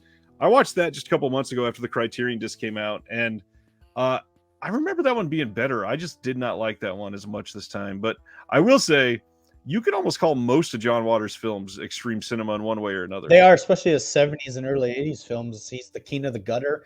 He almost took delight as a look at this, isn't it horrific? But had some social commentary to it. Yeah. Mitchell brings up films that have actual sex in them, like Short Bus, or the Bunny Game is another one that's got a big reputation from that. Some of these, they've got that whole rape revenge, like empathy feel built into them, but then some of them are just made because why not? I mean, a lot of these films simulate it. Why not do it for real? Yeah, I left off a lot of films that could have real sex, like Hard Gore from Massacre Video. It's a horror movie porno. It's so wild and just, I mean, if you're sheepish about porn, well, then don't watch it. But then you mix, 70s gore effects with the hardcore. It goes there. It's interesting. Stan says, I think Multiple Maniacs is superior to Pink Flamingos, and nowadays I would agree completely. Speaking of some of these other ones, I believe one of the Gaspar Noé films has an unsimulated blowjob or something like that in it. I don't remember, but I mean, that's another one that we could literally just name any of his films. Gaspar Noé pretty much lives in extreme cinema in one lane or another. Yeah. Even the short films of Andy Warhol. Touche. I mean, granted, a lot of people here would probably not know about him or seen him. But he actually had one called A Blowjob and focused on the man's face as he is getting oral pleasure. Yep.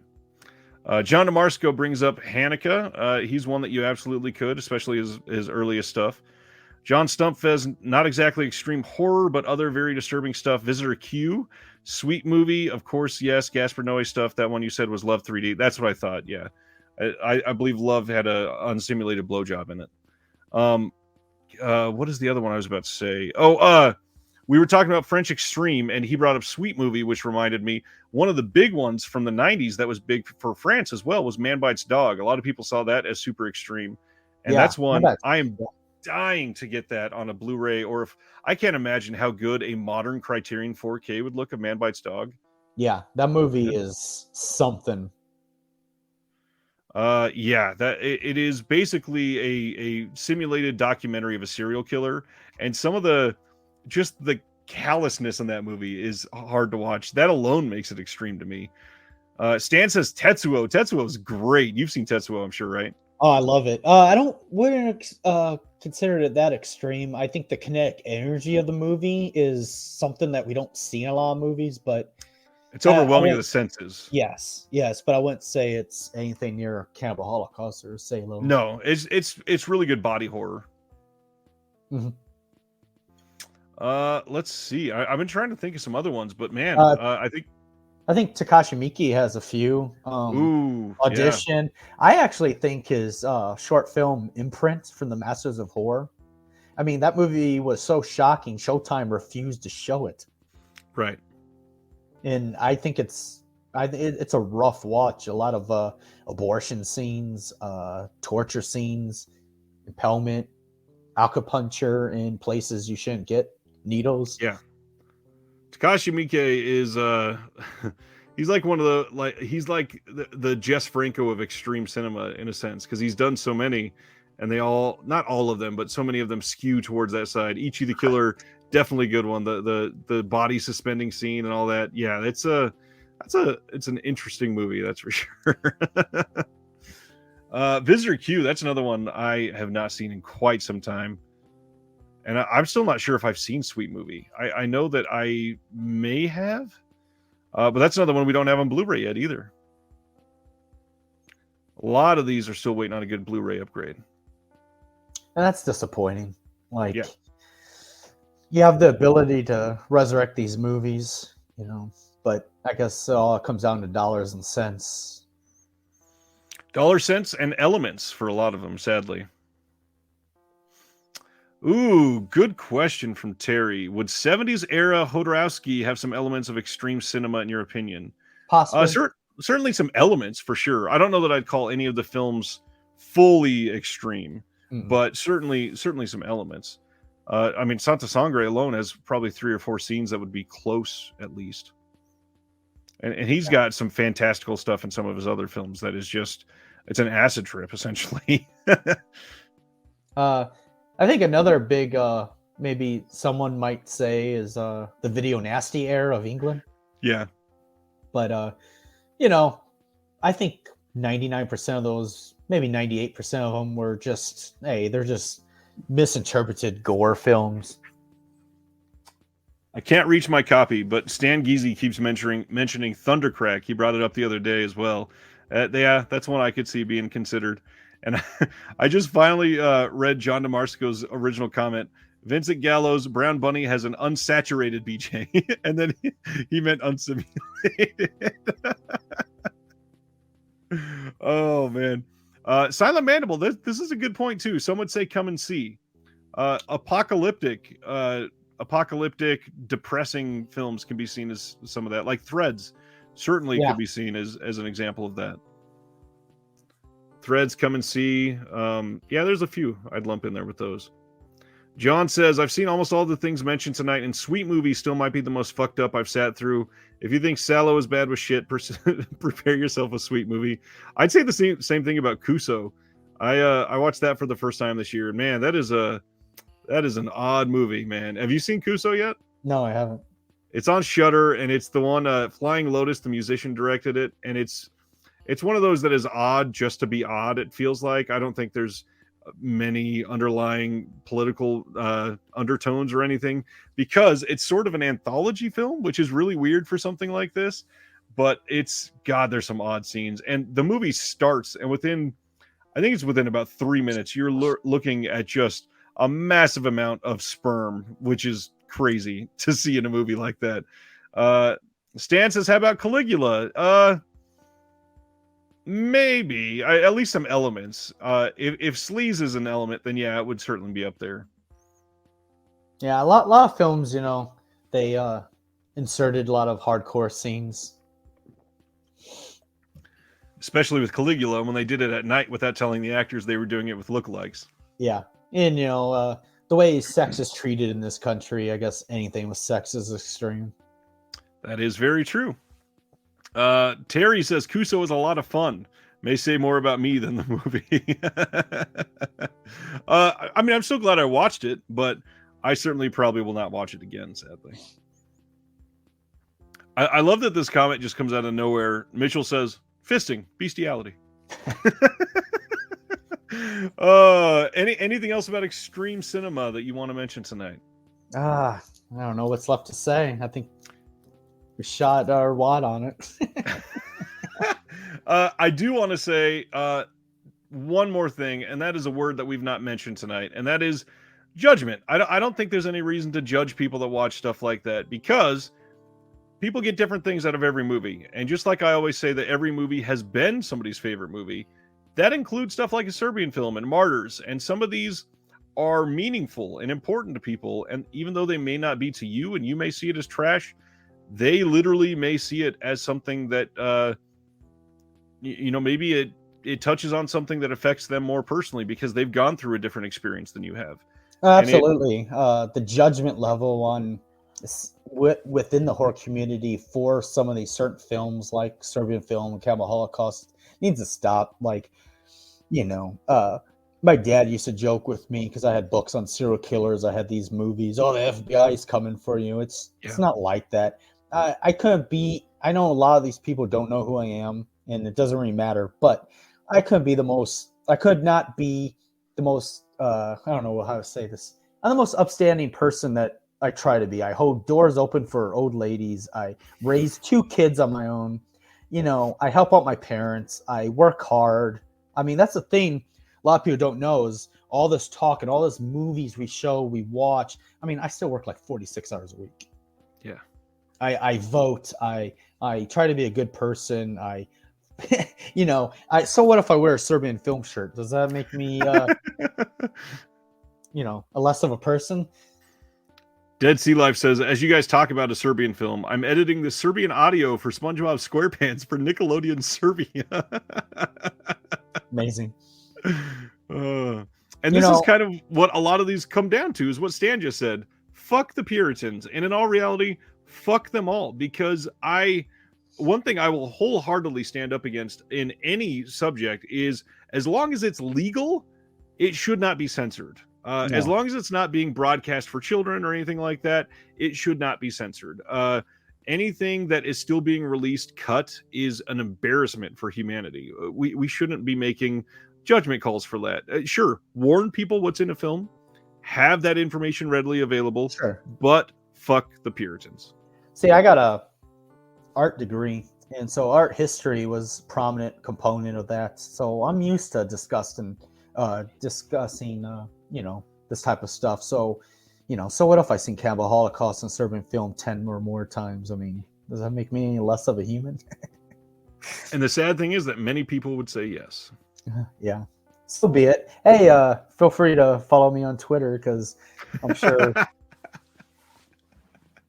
someone will say something. Well, on that note, all of John's information is in the description below. Please give him a follow. He's a great follow. Post all of his reviews on Twitter. He's got great taste in films, and he's a smart guy, obviously, because he is a member of my Patreon and a member of the Discord. And if you are curious, I want to say thank you to all of these people for being patrons. And the link for that is in the description below. We have discussions like this literally all the damn time. That is not an understatement. We have somebody mentioned one in the comments earlier. Just the other day, we were talking about some film, and it might have been Dashcam that brought it up again. Yeah, and I said, I'm curious with everybody, what do you think about having a film where we have a wholly unlikable lead? Do you think society is ready for that? Because Dashcam, the response to that movie would say lots of people think no. They have to watch a film where they can like the person that they're being empathetic to. But those type of discussions go a long way to advancing your love for film, to advancing your appreciation for humanity. And this Discord is a really great place for it. Anthony wants to know, how are those Beyond Meat steak tips that you had? Those were pretty good. I got to think of some new recipes for them, but they were pretty good. I just saw at, I think it was Walmart the other day, they're selling Beyond Meat beef jerky now. Yeah, it's real good. My kids love the hot and spicy ones. Sounds amazing. They really are. If they get much further and cheaper, then I'm going to have to go vegan. Anyways. Yeah, that's the problem is, you know, I kind of cook mostly for myself, so it's a little bit easier than a family every night. But Dashcam, you know, that's pretty interesting because at least in terms of extreme cinema, it's not. But the character is extreme, especially with their political beliefs. It will, I'd say, majority of people watch the movie jar you into hating her. I mean, it's very easy to. But it's almost comical and fun to see her go through all this shit in this movie and still kind of come out on the other end. It's real funny. I actually really like Dashcam, and I'm 100% 80 of that character in real life. So, all right. I think that's all I got tonight. We're not getting any more comments about other extreme films. So thank you, everybody, for staying around for a conversation like this. I know it's not always super easy to discuss, but I think that it's nice to be able to have literally like education level discussions about some of these, because without it, the idea of protest cinema would not get out to the masses. The idea of standing up for what everybody believes in would not get out into the masses. If you've never seen a Serbian film, or Martyrs, or High Tension, or August Underground, I recommend them. Go out there and stretch your limit at least a little bit. John, thanks for hanging out tonight. Thanks for being willing to be the voice and face of extreme cinema. And hopefully you'll come back on again soon. Absolutely. Thanks, everybody. Have a good night, and we'll see you next Thursday.